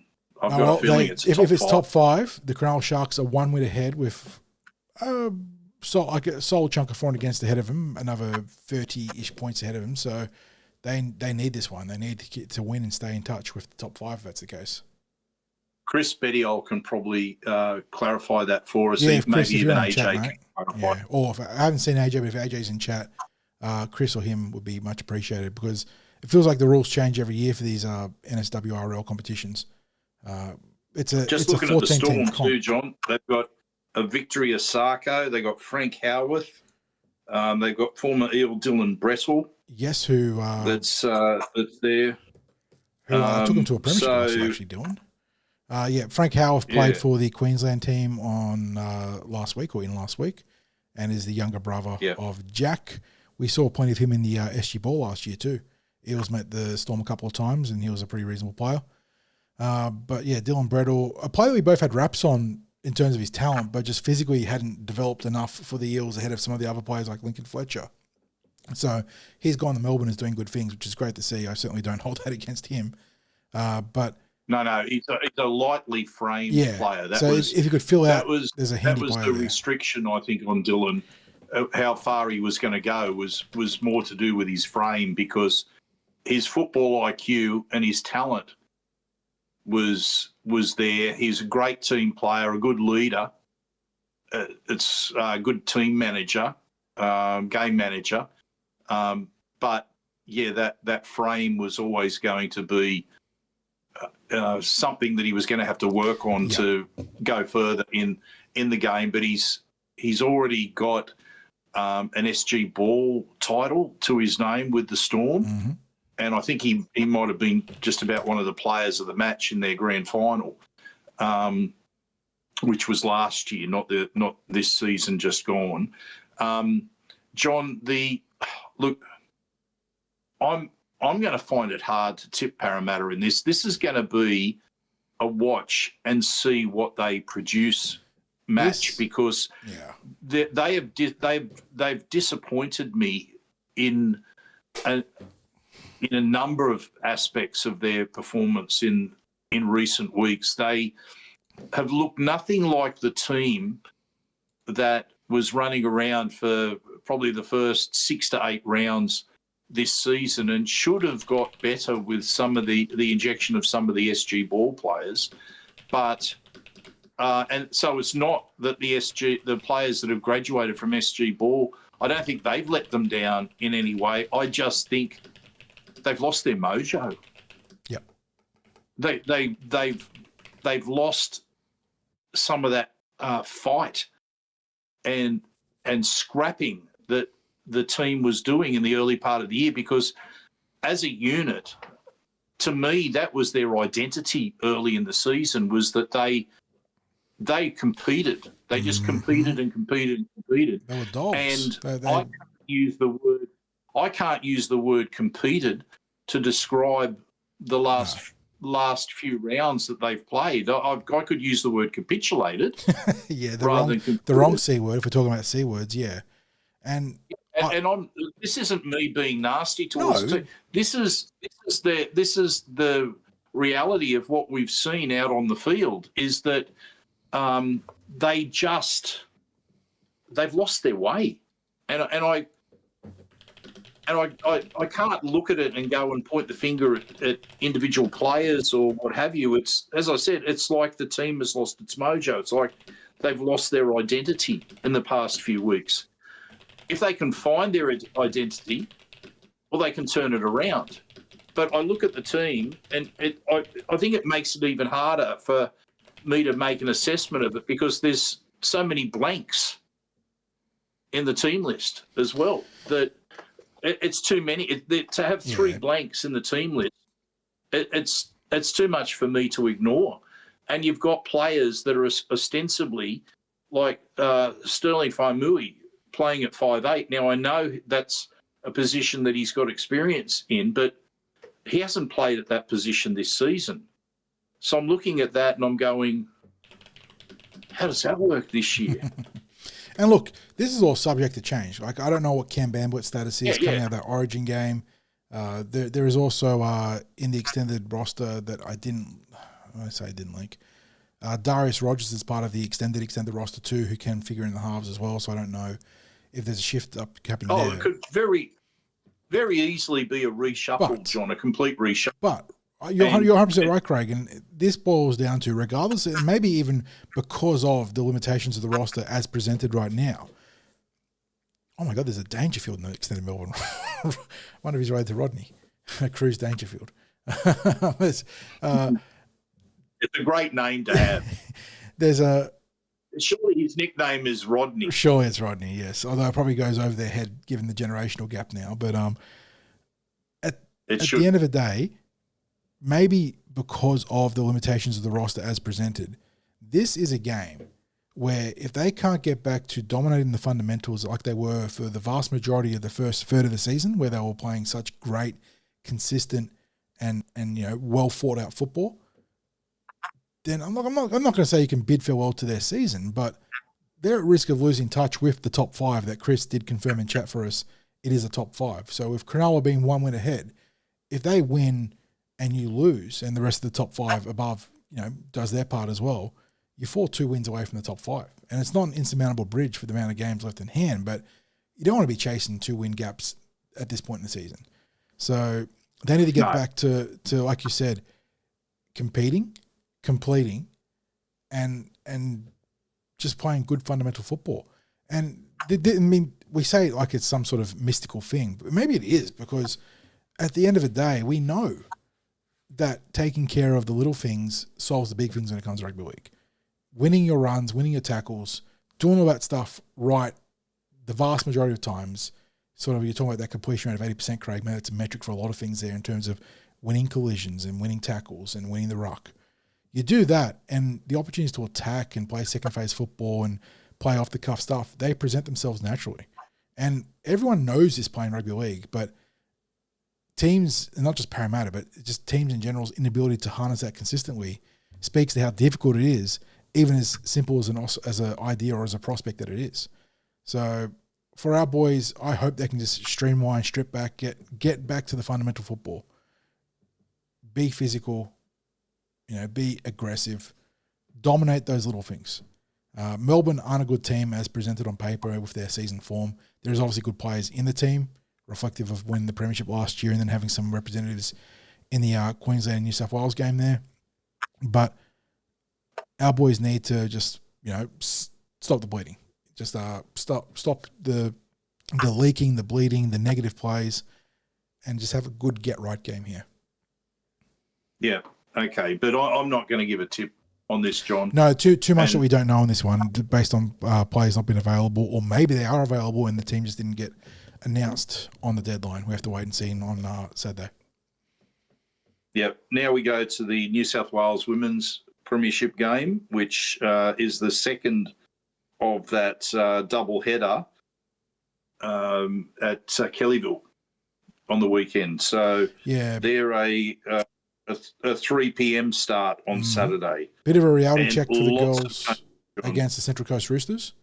They had a pretty heavy defeat there against a good team in the Roosters. And like you said, some changes this week as they look to rotate in peripheral NRLW players for a bit of game time ahead of round one, as well as a lot of their young players. At fullback, it's Ella Carlisle. You got Zoe Fay and Freedom Crichton Rapati, a player that we've waxed lyrical about for a long time now, on the wing. In the centres, Jasmine Morrissey and Kiana Takarangi, one of the supplementary players there for the NRLW. Aaliyah Sufan, one of the development players, will partner Rosemary Beckett in the halves. Taylor Falanico, Lane Morgan, and Roche Farmasulia are your front row, 8, 9, and 10 there. So Morgan showing a bit of positional versatility, Craig, from 5'8" to dummy half now. In the back row, you've got Jess Kennedy, Tia Matthews, and Kylea Gray, so more young players there for the girls. On the bench, it's Ava Jones, Alana O'Loughlin, Hosey Lenars, and Laura Kame? Laura? I'm not sure about that one, sorry, Laura. And then the extended roster, Tess Staines, Shia Thokolic, and Ire Sevilla. Like I said, Eels kicking off 3 o'clock in that doubleheader at the James Hardie Centre of Excellence on Saturday. So a nice little Saturday afternoon trip if you want to watch some lower grade football there at the home of the Eels. And hard not to be excited about this team list, Craig. A lot of young talent, still some NRLW talent in there with the likes of Faye, Takarangi, Beckett. Who else is in there that we've got NRL grading on? That might be it for NRLW graded players there, but still a nice sprinkling of senior talent in a very talented but young team.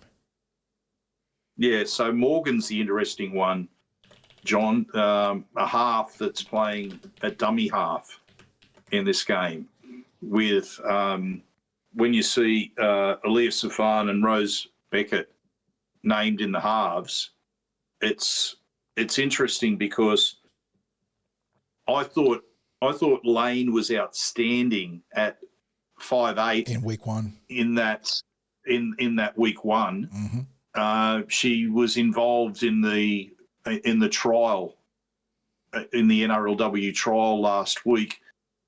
Came on late-ish in the game, played left side, 5'8", in the later in the game. Did she play left side? She certainly combined on the left side with Cassie Toihiku. There was one short side play off the scrum where they combined down the left side anyway. So I can't remember whether she was actually playing left side or right side, but she really did impress in that first round. And I thought, okay, she might even be someone that will push for a halves spot in the NRLW. Such was her performance in the first round of the New South Wales Women's Premiership. So seeing her playing at dummy half takes me by surprise, to be honest. So especially when you're talking about it pushes Ava Jones back to the bench, and it also pushes Bailey Marchong out of the team, out of any list there for the side. So Bailey in that first week impressed me. Super impressive. So it's very interesting what some of these selections.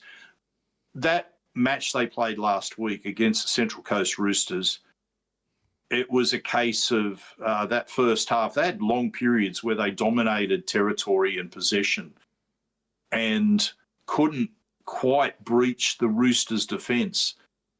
But the Roosters physically were able to dominate themselves. John, I'm going to have to take this call. No I'm worries, sorry, mate. mate. That's all good. Let me put you on the old muteriskis. Where is he there? There we go. All right. Yes. So. I'm good yourself. Oh, no.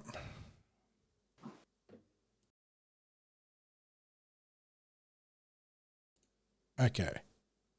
No, he's still coming through. What am I doing here? That's me being muted. That's why I need to mute him. There we go. Okay, I swear I can use technology. I swear. So I'll leave that. I'll leave the menu up there. You guys can just peer at him with the Discord menu up. So long story short, there, Eels taking on the Bulldogs in a derby game for the Women's Premiership. I'll put my notes here, there, and it's a young team. So it's going to be interesting to see how some of them handle it. I mean, we talked about Freedom Crichton Rapati. She is a phenomenal young talent, signed up for a few years now for the Parramatta Eels in NRLW. She's making a senior debut here in the Women's Premiership. She'll be on the wing. Can she get heavily involved? How's she going to handle the increased physicality? If that Women's 19s Origin game is anything to point at, she's going to thrive on it. As it was mentioned earlier in chat, she absolutely bulldozed a violent attempted tackle on her. As someone shot up on her, trying to get a good lick on her, and she knocked him to the ground and trampled all over him cleanly. This is a young team. They're going to get their bumps, their licks, their bumps and scrapes as they play against their more seasoned rivals. But what do the Bulldogs look like? Let me have a gander here while we wait for Craig to field that phone call. Women's Premiership. We've got a Bulldogs team, former Parramatta Eels prospect Dallas Graham Wivels over there. There you go. So she's found her way over there. Evelyn Roberts is a very good pathways player from the Bulldogs. Fotu Mawala, I think I saw on the pathways as well. So it looks like they're populating this team with a lot of their pathways talent, which is no surprise, similar to what the Eels have been doing on the other side of the docket there. Chris makes a good point. We met the Dogs in a trial a few weeks back. Obviously, you can't take trial form as a given for the proper season, but they did put a good show on against them. There is some NRLW players sprinkled in amongst the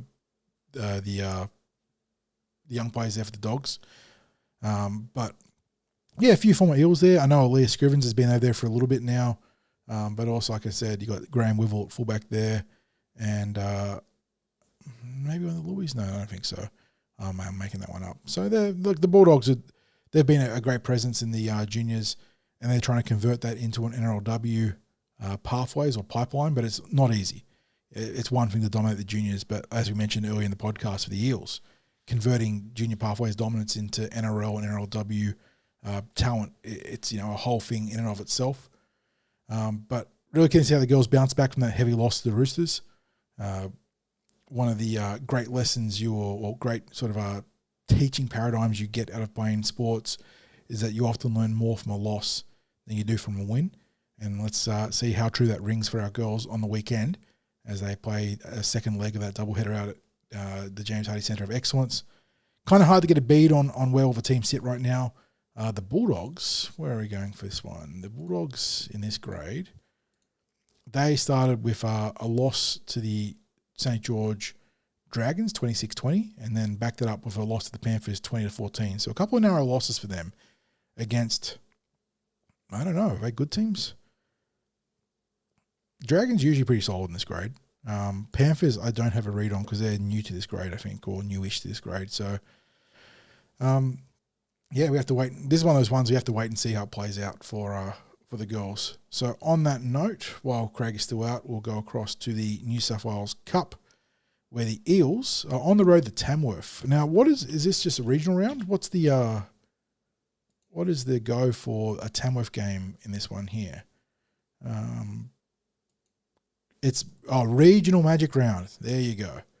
That is what it is. There's regional magic round. Okay, so we had the city magic round, and now we're going to have the regional magic round. That's cool. I like that. Getting the country involved is awesome. Country Rugby League is very much part of the lifeblood of the game, so certainly no issues there.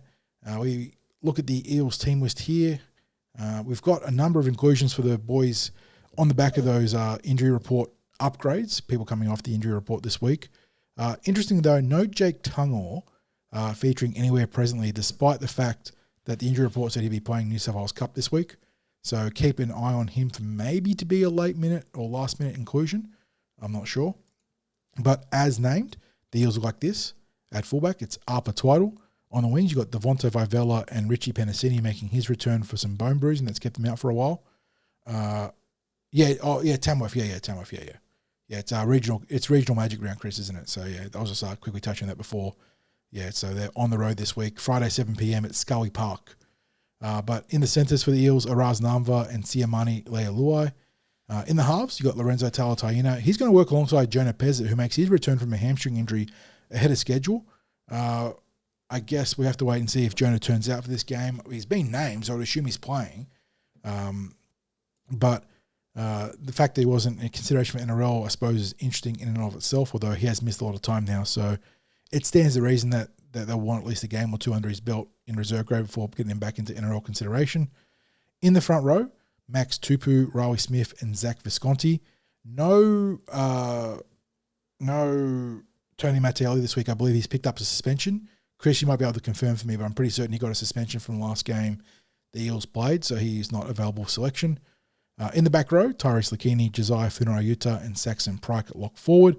On the interchange bench, Cruz Natili Schmidt, Ryder Talangi, Max Popo, and Brad Avery. Now, I want to take a second to make sure I don't go off too early at this one, because we had this issue before earlier in the season where Max Popo was named as an expected debutant for New South Wales Cup, but it was actually Max Tupou that was meant to be there, and it was a clerical error.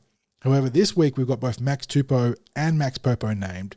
So no Max Popo and Flegg, and two Maxes, one of the Popo variety in Cup. I think we're closer to safe to say that it's probably a Max Popo debut or projected debut in New South Wales Cup. If that's the case, well done to young Max. Be a tough game against the Newcastle Knights, but that's always the way it goes with senior football. And Yeah, look, the big thing for me in this one here is Eels get a number of, reckless tackle. Yeah, thanks, Chris. Yep. And regarding Tony Mattielli, for those that are a bit confused as to why I'm talking to Chris about giving any context. So Mattielli serving a suspension this week for the Parramatta Eels. This is a bit of a revenge game for the Eels. The game against Newcastle, look, I won't say it directly was the start of, but it was at least early on in their recent slump. And this is a chance for them to maybe set the record right and get one back. They had a controversial moment in the first half against the Knights that helped Newcastle get to a 10-point lead in a clear no-try scenario where a player's foot was very much out in the touchy, didn't flag it. But their second half against Newcastle was absolutely diabolical and really set the negative standard for what followed in the next few weeks. So hopefully the team can use this as their get-right game, their ability to get some revenge and recalibrate against the Novocastrians. They do get Ryder Talangi back from New South Wales 19s. Obviously a solid in there. Riley Smith continues to work his way back from that sternum injury, which I think has had some lingering issues for him even in this grade on his return or since his return, as he tries to get back to what resembles 100% match fitness in the NRL. Once you're injured in the NRL during season, you never really get back to 100%. It's just the way it is. But it is a well-balanced side. It's a young backline, Twaddle, Vivella, Namva, Leilua, and Penasini, of the Richie variety. But there's some ability, certainly some ability sprinkled across there too. Siamani's been a nice pickup for the Eels, I think from the Raiders. Was very good at Flegg level and is now given the opportunity to step up to the New South Wales Cup. So certainly wishing him the best as he looks to carve out a place in senior football for the Blue and Gold. And Lorenzo getting a chance to work alongside Jonah Pezzett. They've only done it once or twice this year, but the times they've been put together, it's been pretty productive. So I'm hoping that Pezzett is good to go on this one here. I think it gives Lorenzo the best half that he's been I had the opportunity to play alongside all year. And if they can reproduce the success that they've had earlier this season, it would go a long way towards the Eels being very competitive against Newcastle. Beyond that, again, I'm not sure if Max Popo's debuting. I think he is. Brad Avery on the bench. It's a tough one because you're now carrying one dummy half utility in Cruz and Tilly Schmidt. And then you've also got a back on utility in Avery. So you have to wait and see how that plays out if there's a change to the bench. Neil, that Warriors game was the one that came to mind. They worked together really well in that game. And I'm hoping that they can produce more of that against Newcastle. Jim says, is Pezzett playing? I think he is. He's been named. It is ahead of schedule based on what the club was saying with his timeline, which I believe was around 18 to 19 on older injury reports. But it looks like he's responded well to his rehabilitation and is set to play against Newcastle. So, have a great night, mate. You're tipping the Eels to win against South, so you can feel it. I like that energy, mate. You have a great night. Have a great, I was about to say great week, but it's only 2 sleeps until the game on Thursday. So, we'll catch you in the instant reaction on Thursday night, mate. Thank you for dropping by. We didn't talk about it because we'll maybe get to it next week, but with all the Brisbane Broncos re-signings recently, there is a very interesting conversation about Jonah Pezzett for them and what they're going to do with him, but I don't know if that involves the Parramatta Eels. This is a hard game to tip because the Eels, their form has been on such a downward trajectory. Anyone that's seen Cup in the last couple of weeks have seen some really, like we talked about being blunt and honest with your criticism and being fair.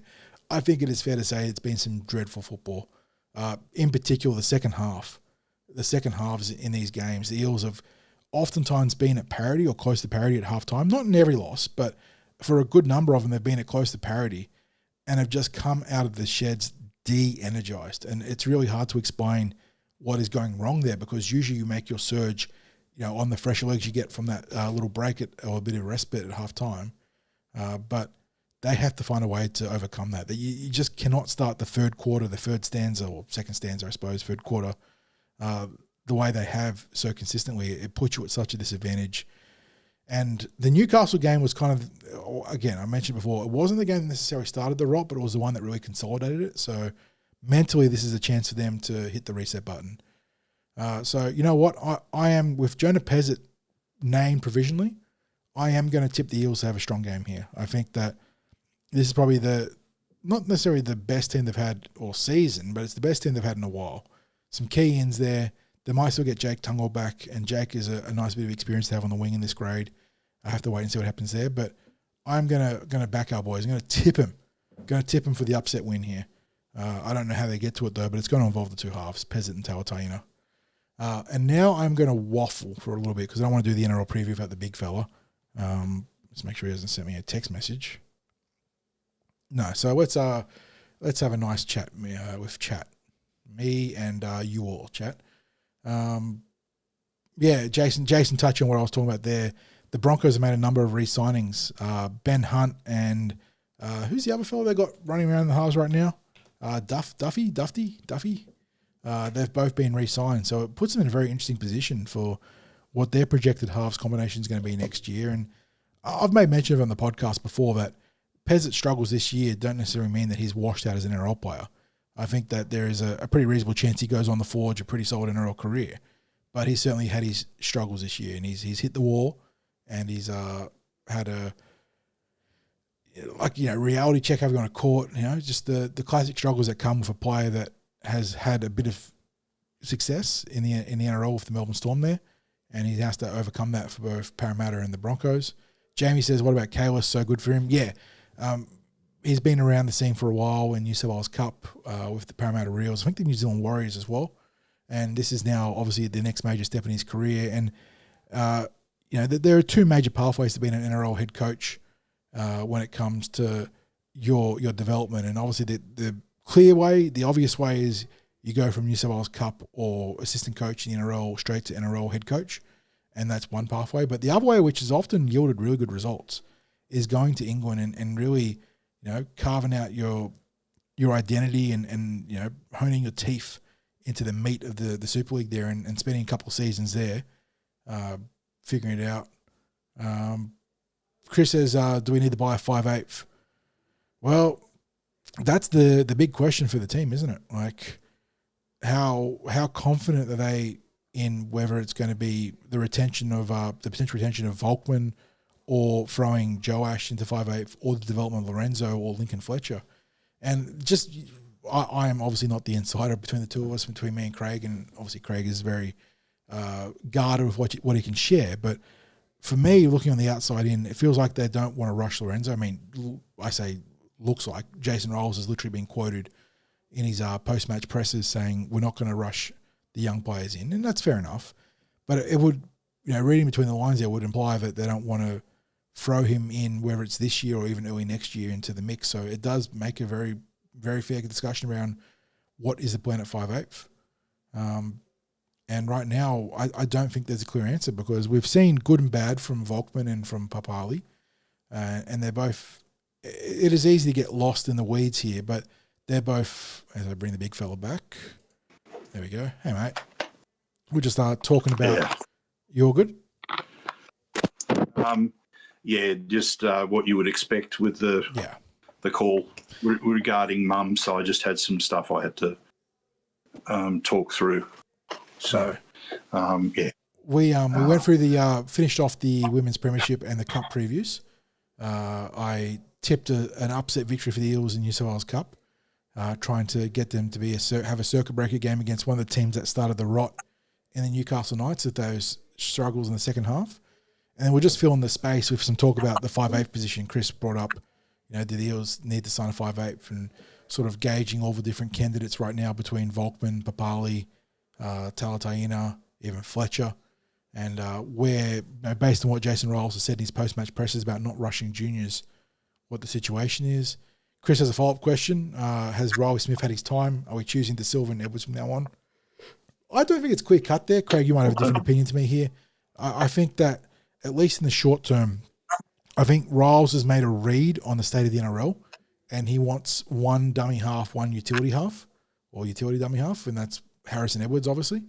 I don't think Riley's by any means out of the competition. I think De Silva's such an interesting weapon from a coaching perspective, because he brings some of the raw tangibles that a lot of coaches covet. Someone like Jason Riles has obviously been very close to Harry Grant in his development. And obviously Talon De Silva is not Harry Grant. He isn't the same absolute nugget or bulldozer that Harry is. but he brings electric pace out of dummy half. He brings some unique attacking threats. So I can see why maybe from a coaching perspective, Riles is enamored with Talon as opposed to Riley, who is a more orthodox, no-nonsense dummy half. I think that there's arguably space for both of them on a six-man bench, but then there are logistical problems about keeping both of them as match fit as they need to be in order to play more minutes in case there's an injury. It's not as simple as just play both of them, although maybe it is. I don't know. But right now it feels like this is a read from the coach, Craig, on the status of the NRL in general, and he's just trying to make a definitive one dummy half, one utility back rower / dummy half call in the short term. But if Riley can work, and look, Riley's banged up. Like he had a really bad sternum injury, and I think he had a quadriceps injury before that too. He has not been anywhere near 100% fit, and no one's truly 100% fit in the NRL, Craig, because that's just every week's a car crash in terms of what you put in your body through. But Riley's been particularly banged up. And if he can get back to anywhere near healthy, he puts himself back in the conversation 100%. But I think he's sucking it up for the club as well right now. I think he's also turning out because the resources have been stretched thin. Yeah, John, I agree with you on that. And also I think you've nailed the fact that Riley's working his way back from being injury-free. Every player carries niggles through the season. Yeah. And Riley has played from the start of the season with a range of injury concerns, and it got to the point where everyone saw in that match when he finally succumbed to that sternum injury, and he copped that bang right on the sternum, and he couldn't continue on any longer in that game, and it got to that point where, like, the Eels had so many injuries, and there were players that were out there that probably should have had some time off. Not that they couldn't play, but in an ideal world they might have rested. No, when there were more playing resources available. Yeah, we saw the Fox go through for it a with good the month. bandage that he had. A good month, he was just busted of those ribs. Yeah, and he just sucked it up for the team. So, and so I think Riley's at a point where he's fit to play. I would guess he's probably 90-95% fit at the moment in terms of not being totally pain-free or injury-free. Look, that's basically where every NRL player's at. Not every player, but a large number of players would be at different points of the season. Maybe Penrith players don't go through that. I don't know. You look at the number of games that they don't miss. Maybe they're a different breed in the NRL up there. But as for Riley, I think we spoke about this the other week, and we had a straw poll, and the majority of our listeners, our viewers, in that, I think it was in the instant reaction, John, there was a majority that felt Riley should be back in the team. Yes, it was, because we talked about the pros and cons of the three players that are competing for two spots, and that being Harrison Edwards, Riley Smith, and Talon De Silva. And we said, well, Talon brings a level of attacking play that the other two players don't bring. So he's maybe got a little bit of he's certainly got that extra spark with the speed that he can that he runs at. Like he's easily the fastest of the three, and that's come in handy when he's backed up for some tries. Then you look at Riley, and Riley does all those 1%ers and probably has the best service of the players that are there, but is easily the smallest of the three. And that may weigh against him in a game which has changed again, where the big man the bigger players have come back into vogue in this season, where it was moving towards the smaller, more mobile forwards.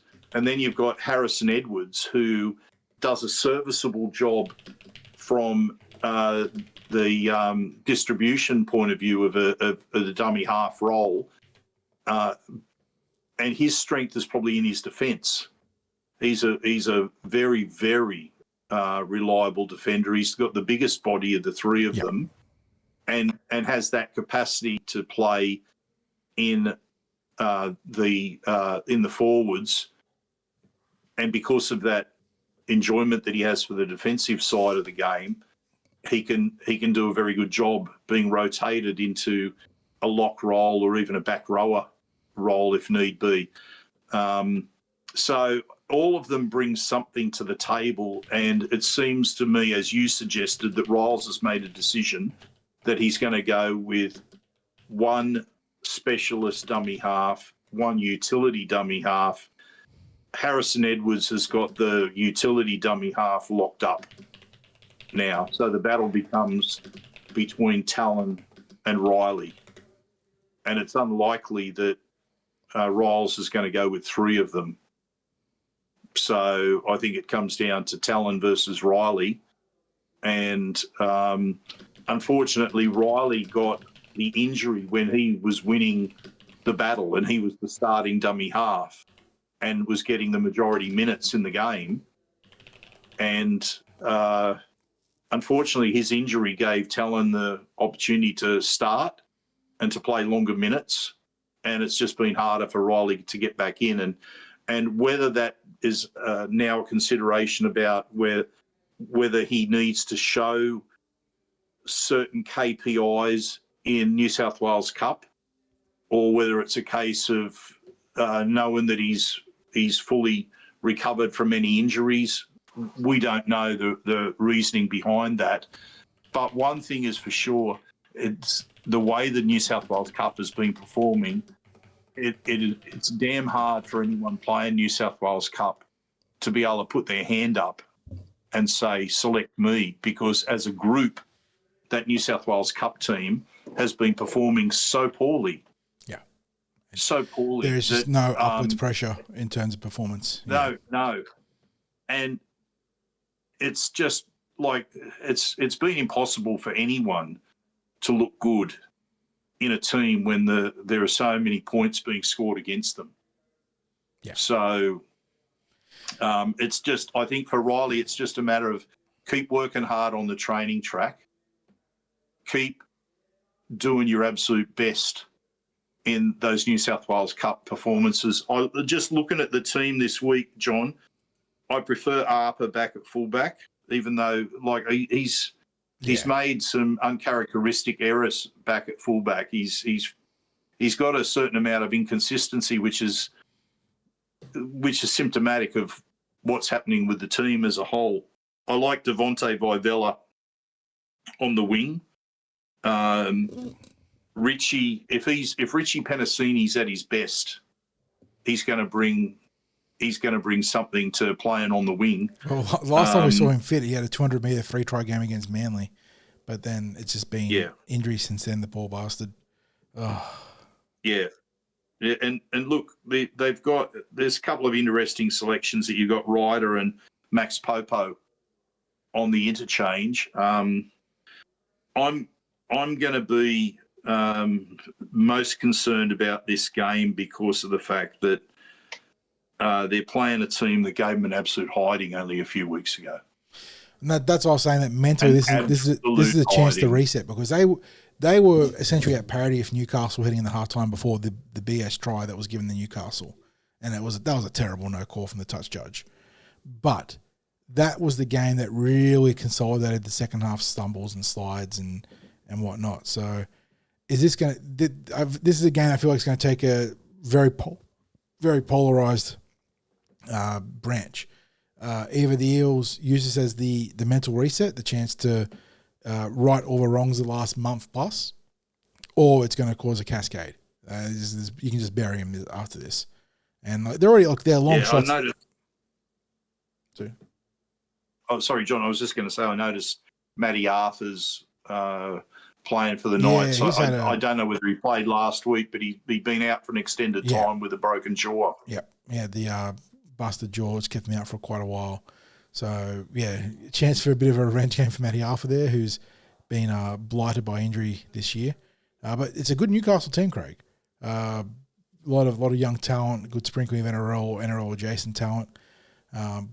But the Eels just need to take care. It's like the Flegg, Craig. They just need to take care of business. Like, just they don't have to dominate the little things, but just if they can get some of the fundamentals right in this game, and especially coming out of halftime, and whatever funk they're getting into in the dressing sheds, I don't know what it is. Whether it's, player driven, coach driven, or collectively driven, there's just something's going wrong there in the messaging and the conversion of that break into the third quarter. They just need to get it right. But look, this is one of the better teams they've had in a while. Jonah Pezzett, if he is available to play, is a significant inclusion because the last time we saw him working with Lorenzo Talataina was that great game they had against the Warriors. Probably one of the last truly dominant games they've had this season. So, yeah, if the forwards can platform those two halves, I think there is some genuine fight in the Parramatta Eels. And that's what I was saying in the chat. Yep. That's why I choose to believe that this is their opportunity to get a big upset win. Because they were there with Newcastle for a good stretch of that game a month ago. But the second half happened. It was diabolical. So they need to get right, Craig, because they're already a long shot of making the finals. There's no need to sugarcoat that one. Where do they stand right now? They're at 4 wins, 1 draw, 8 losses, and they're at least, depending, again, is it top 8 or top 6? I can't keep up with the cup. Assuming top 5. Is it top 5 in all the grades then they're a long way out. I believe it. I'm pretty sure it is, John. They're 3.5 games back with their draw. So not insurmountable with the amount of games in hand, but you got to win. You got to start winning in batches, and that starts this week. So I will back them for the upset win. John, I can't. I just this is a game where I'm just going to watch. I don't want to tip against them. I just want to see them turn their form around. And I almost don't care whether they win or lose as long as we get a different type of performance to what we've seen in the last month or so, because it hasn't been good. It hasn't been good at all. So,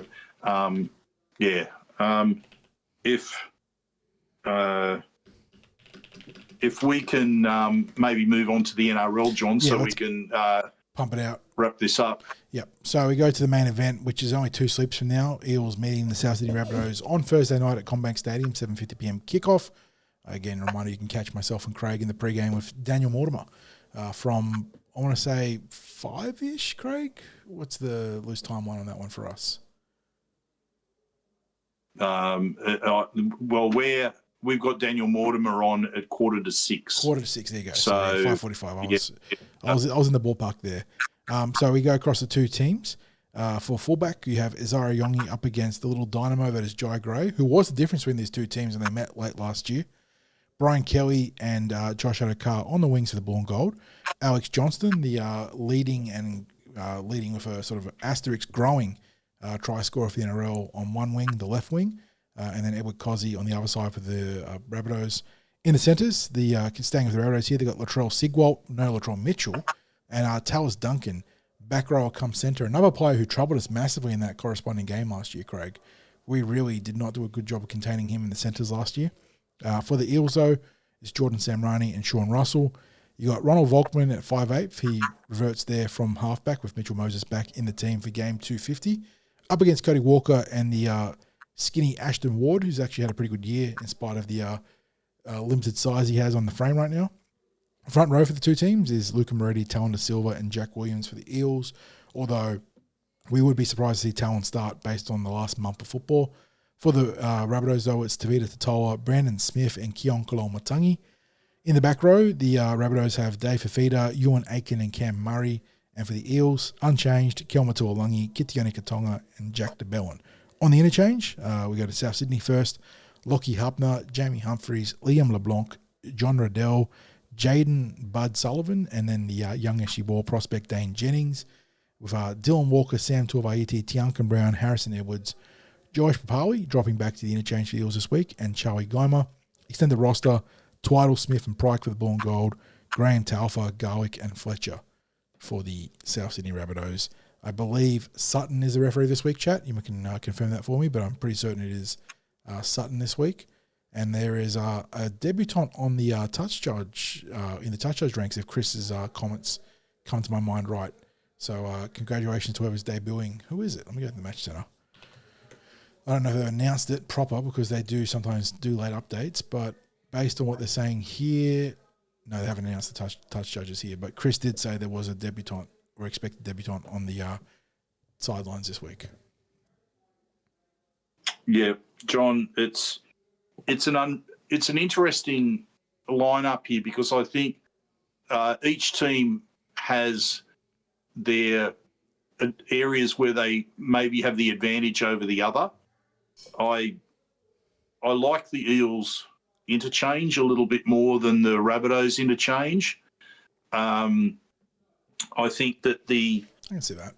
The Rabbitohs maybe have the edge in the forwards over us, and then it's I think it's a mixed bag in the positionally in the back line. I think that you could probably find in favour of one team or the other as you go through a lineup comparison. Like Sigwalt and Cozzy, they're like NRL adjacent guys. Johnson's obviously a great finisher. Tallis Duncan's a good young player. I've got plenty of raps on Tallis Duncan, not just from the game that he had against us last year. He's been a good player for a couple of years for them in the back row primarily, but obviously filling in on moonlighting at centre. And Jai Gray, I'm a bit of a doubter, maybe even a hater on some of the small fullbacks we have around the code right now, Craig. And for every great game they have, there's often a lot of negatives that get hidden by the media because they're just trying to celebrate the exciting stuff that you see from him. I think Keanu Kinney comes to mind there where he does some brilliant stuff, but there's some glaring issues in his game. One player that I won't say I've eaten crow on, but I've come to respect immensely though is Jai Gray. He is just a little dynamo. He does everything for South Sydney. He is the heartbeat of that team, and he makes big plays defensively. He is a perpetual threat in offense, and he's just one of those guys that is with supreme fitness and sheer want to is always on the ball making things happen. He's a good player. Yeah, I agree, John. I think he's very much a threat to the Eels. He's take Jai Gray away last year, we win easy against South Sydney late in the season. Yeah. He's someone where I look at the South's lineup and I think I prefer he wasn't playing against us. Mm-hmm. And there's maybe say about 5 or 6 players in the South's team where I feel that way about them as opponents. And the one that I'm also concerned about, surprisingly, is Brandon Smith, because he could wind the clock back in a game and just be the Brandon Smith of amidst old. the sea of mediocre games since he's departed Melbourne, this is the sort of game where he could wind it back. I agree. Look, so if you're being honest on exposed form, you're not too worried about Brandon Smith. But this, like you said, this is the kind of game where he kind of gets his mojo back for at least half a game. So I don't know. Yeah. So, question for you, John, about Tallis Duncan.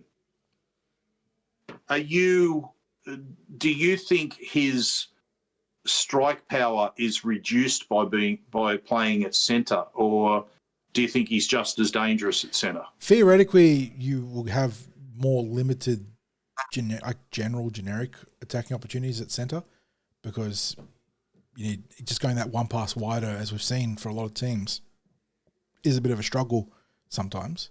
But he didn't have any struggles getting involved against us last year. He just found a way to be on the ball at the right place, the right time, and caused a lot of grief for, I think it was Will Penasini. He played down the left edge, which is their preferred attacking edge. That is the Alex Johnston edge, the Cody Walker edge, the one where he's so confident attacking down that side.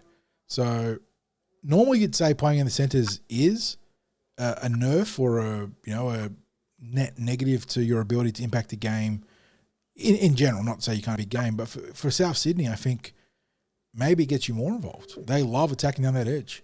They'll give him plenty of opportunities to spot up 1-on-1, 2-on-2 up against what will be for us Sam Roney and Kelly.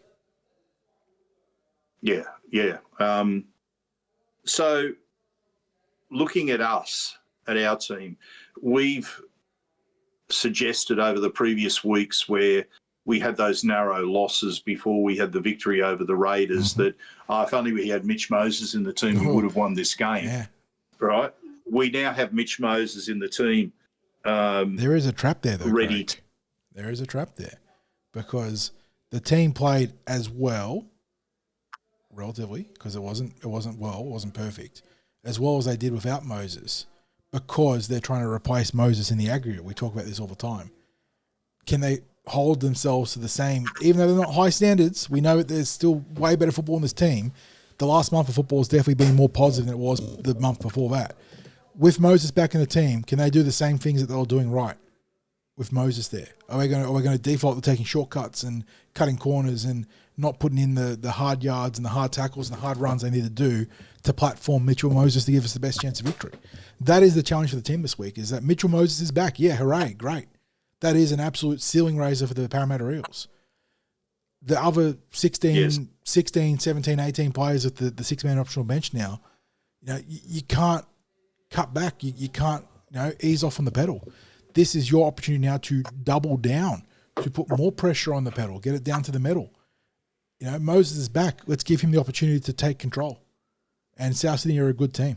So let's make a statement. Because that's where they need to be at psychologically this week. They cannot ease off. They cannot just say, Moses is back, he's going to be the difference, because he would have been the difference in those games against Newcastle and against Canterbury, 100%. But that's on the caveat that the team at least maintain that standard of play that they did against those teams, which, again, is not the team playing their best football anywhere near that. It is the team doing the enough, the bare minimum, to put Moses in a winning position where he can do the rest. Yeah. So we have to keep coming back to things like completions.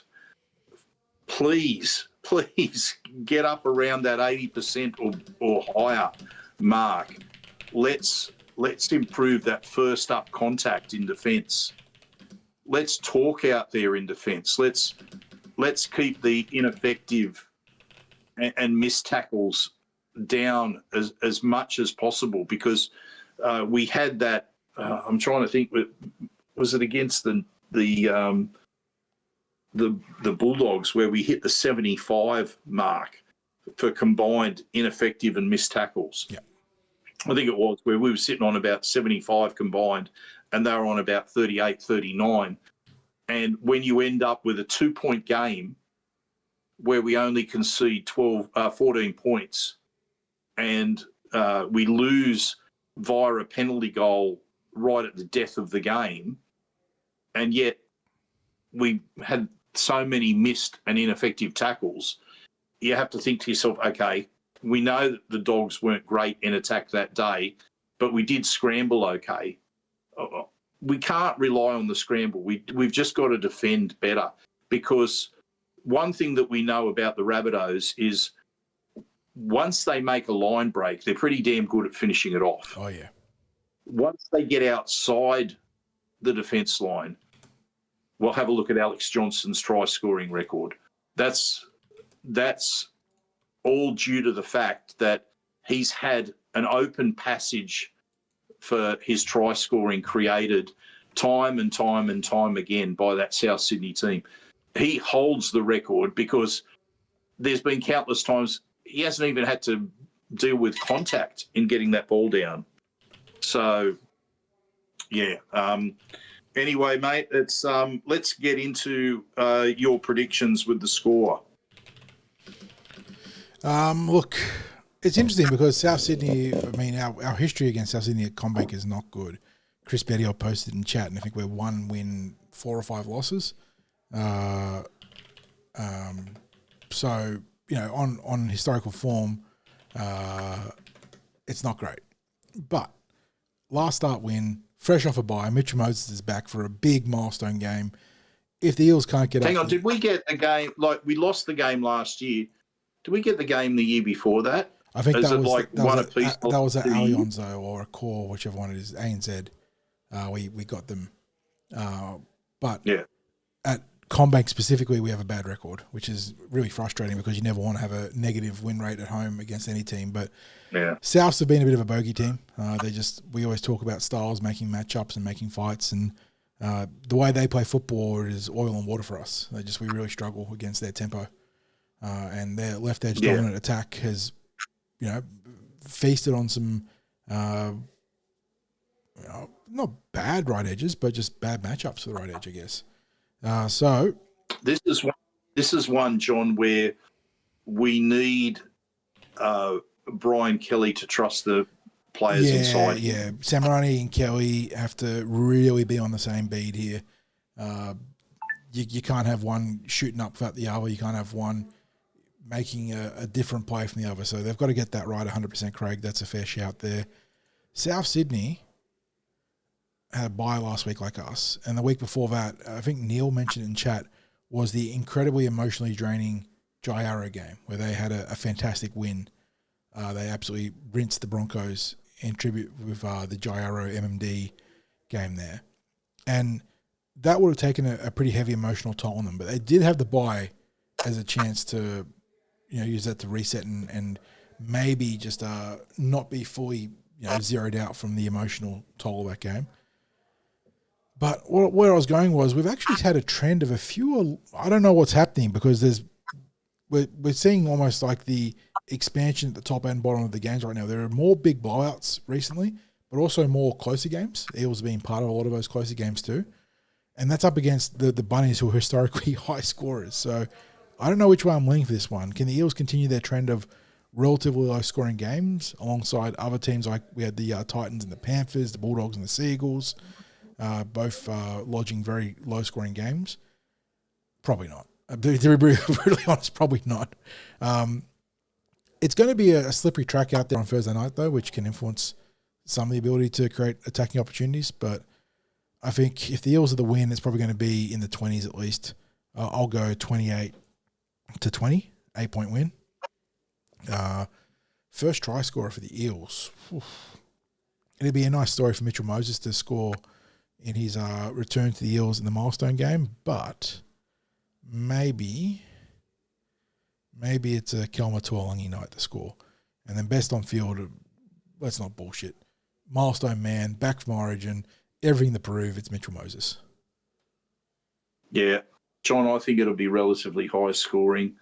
I'll opt for the Eels to win something like 32-24. I think they'll just get them outside the converted try margin. Best on field. Seeing as though you've gone for Mitch Moses, I got the easy one. I'm going to go for I'm going to go for another spine player and say Isaiah Yongi. I was considering Talon De Silva as well, but I think I'll go with Isaiah Yongi to be best on field. And you know what? You were talking about it. Wouldn't it be special for the milestone man to be first try scorer? Well, I will go for the milestone man to be first try scorer. Flip it around on me. So, yeah. So, John, I think there we have to leave the preview podcast because we've hit the 2.5 hour mark. Great shout out from Phil in chat too, by the way. It is Beanie for Brain Cancer round. So if you want to support, what's his name? Mark Hughes Foundation. Mark Hughes Foundation. There you go. There'll be plenty of options to buy a beanie at the ground, and I think local IGAs also are in on the initiative, have been for a number of years. So, chance to support a fantastic cause there and get some, I suppose, swag from the game. So, beanies for brain cancer round is a very good cause. So, yeah, thanks for the shout out there, Phil. That's a great mention, mate. Yes, and of course, a reminder that we are in para leagues before the big game. We'll probably arrive there around 5 o'clock ourselves to be in Sturlos to catch up with people, have a bit of a chat, just get the rowdy mob ready for the appearance from Daniel Mortimer. Remember, he'll join us from about 5:45. We only get him for about half an hour, so we've got that brief period of time to have a chat with him. Then we hand him over, and we do make it a brief chat. Then we hand him over to you, the punters. He'll be a popular man too. To grab a photo, with Morts and say a quick hello. before he has to go over for the Eels ambassador duties over at the stadium on the night. We look forward to seeing you there at Parramatta Leagues Club on Thursday night. We look forward to plenty of you filling the stands there at the game, because it is a milestone game. You've got to celebrate these, and let's bring that colour and noise to the stands and get the Eels home. Thank you to Paraleagues. Thank you to Star Partners Real Estate, Auburn, Narellan and Parramatta. Thank you to everyone for being here tonight. John, thank you for stepping in and handling things on your own when I had to take that call from the nursing home. My apologies for doing that, but I did have to take the call. And John only left me with one thing to say, and that's go you mighty Eels, Para proud.